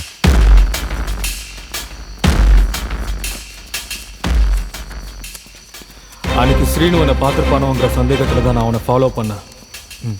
எப்போ ஸ்ரீனுவனை பார்க்குறேன்னு எனக்கு தெரிஞ்சதோ நான் ஸ்ரீனுவை விட்டுட்டேன். ஸ்ரீனு அங்கேருந்து போனதுக்கப்புறம் என்கிட்ட இருக்கிற டூப்ளிகேட் கீ மூலமாக ஃபாதர் வீட்டுக்குள்ளே போய் அவரை கொன்னுட்டேன்.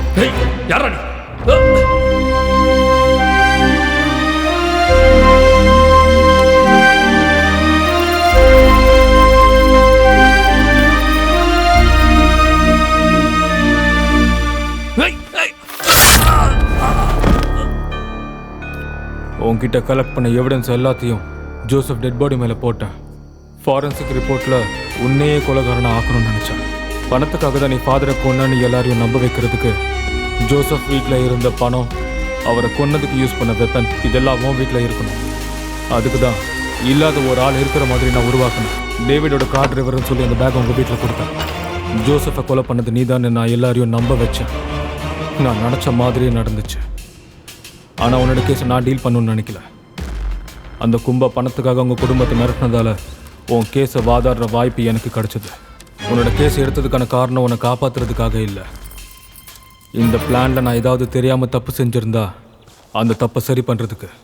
இந்த கேஸ் எடுக்கிறதுக்கு இன்னொரு முக்கிய காரணம், நான் டெல்லியில் 4 வருஷம் படிச்சுட்டு இருக்கும்போது கோடீஸ்வரனோட பையன் துளசிக்கு அண்ணன் இருக்கிறதா அவங்களுக்கு தெரியும். ஆனால் எப்படி இருப்பான்னு தெரியாது. இது எல்லாத்தையும் சொல்கிறதுக்கு காரணம் என்னன்னு தெரியுமா? 5 வருஷமாக நானும் எங்கள் அம்மாவும் பட்ட அந்த வேதனை உன் வாழ்க்கை முழுக்க அந்த ஜெயிலில் படணும். என் குடும்பத்துக்கு நடந்த அநியாயத்துக்கு, எங்கள் அப்பாவுக்கு நடந்த அநியாயத்துக்கு நீ பதிலாக இருப்பான்னு நினச்சேன். யாரை மாட்டலாம் பாக்குற? டேய் பண்ணதெல்லாம் நீ பண்ணிட்டு என்ன மாட்டலாம் பாக்குறியா? ஒன்று ஒன்று கொண்டு டீல் பண்ணலாம். விடுங்க சார், விடுங்க சார். சார்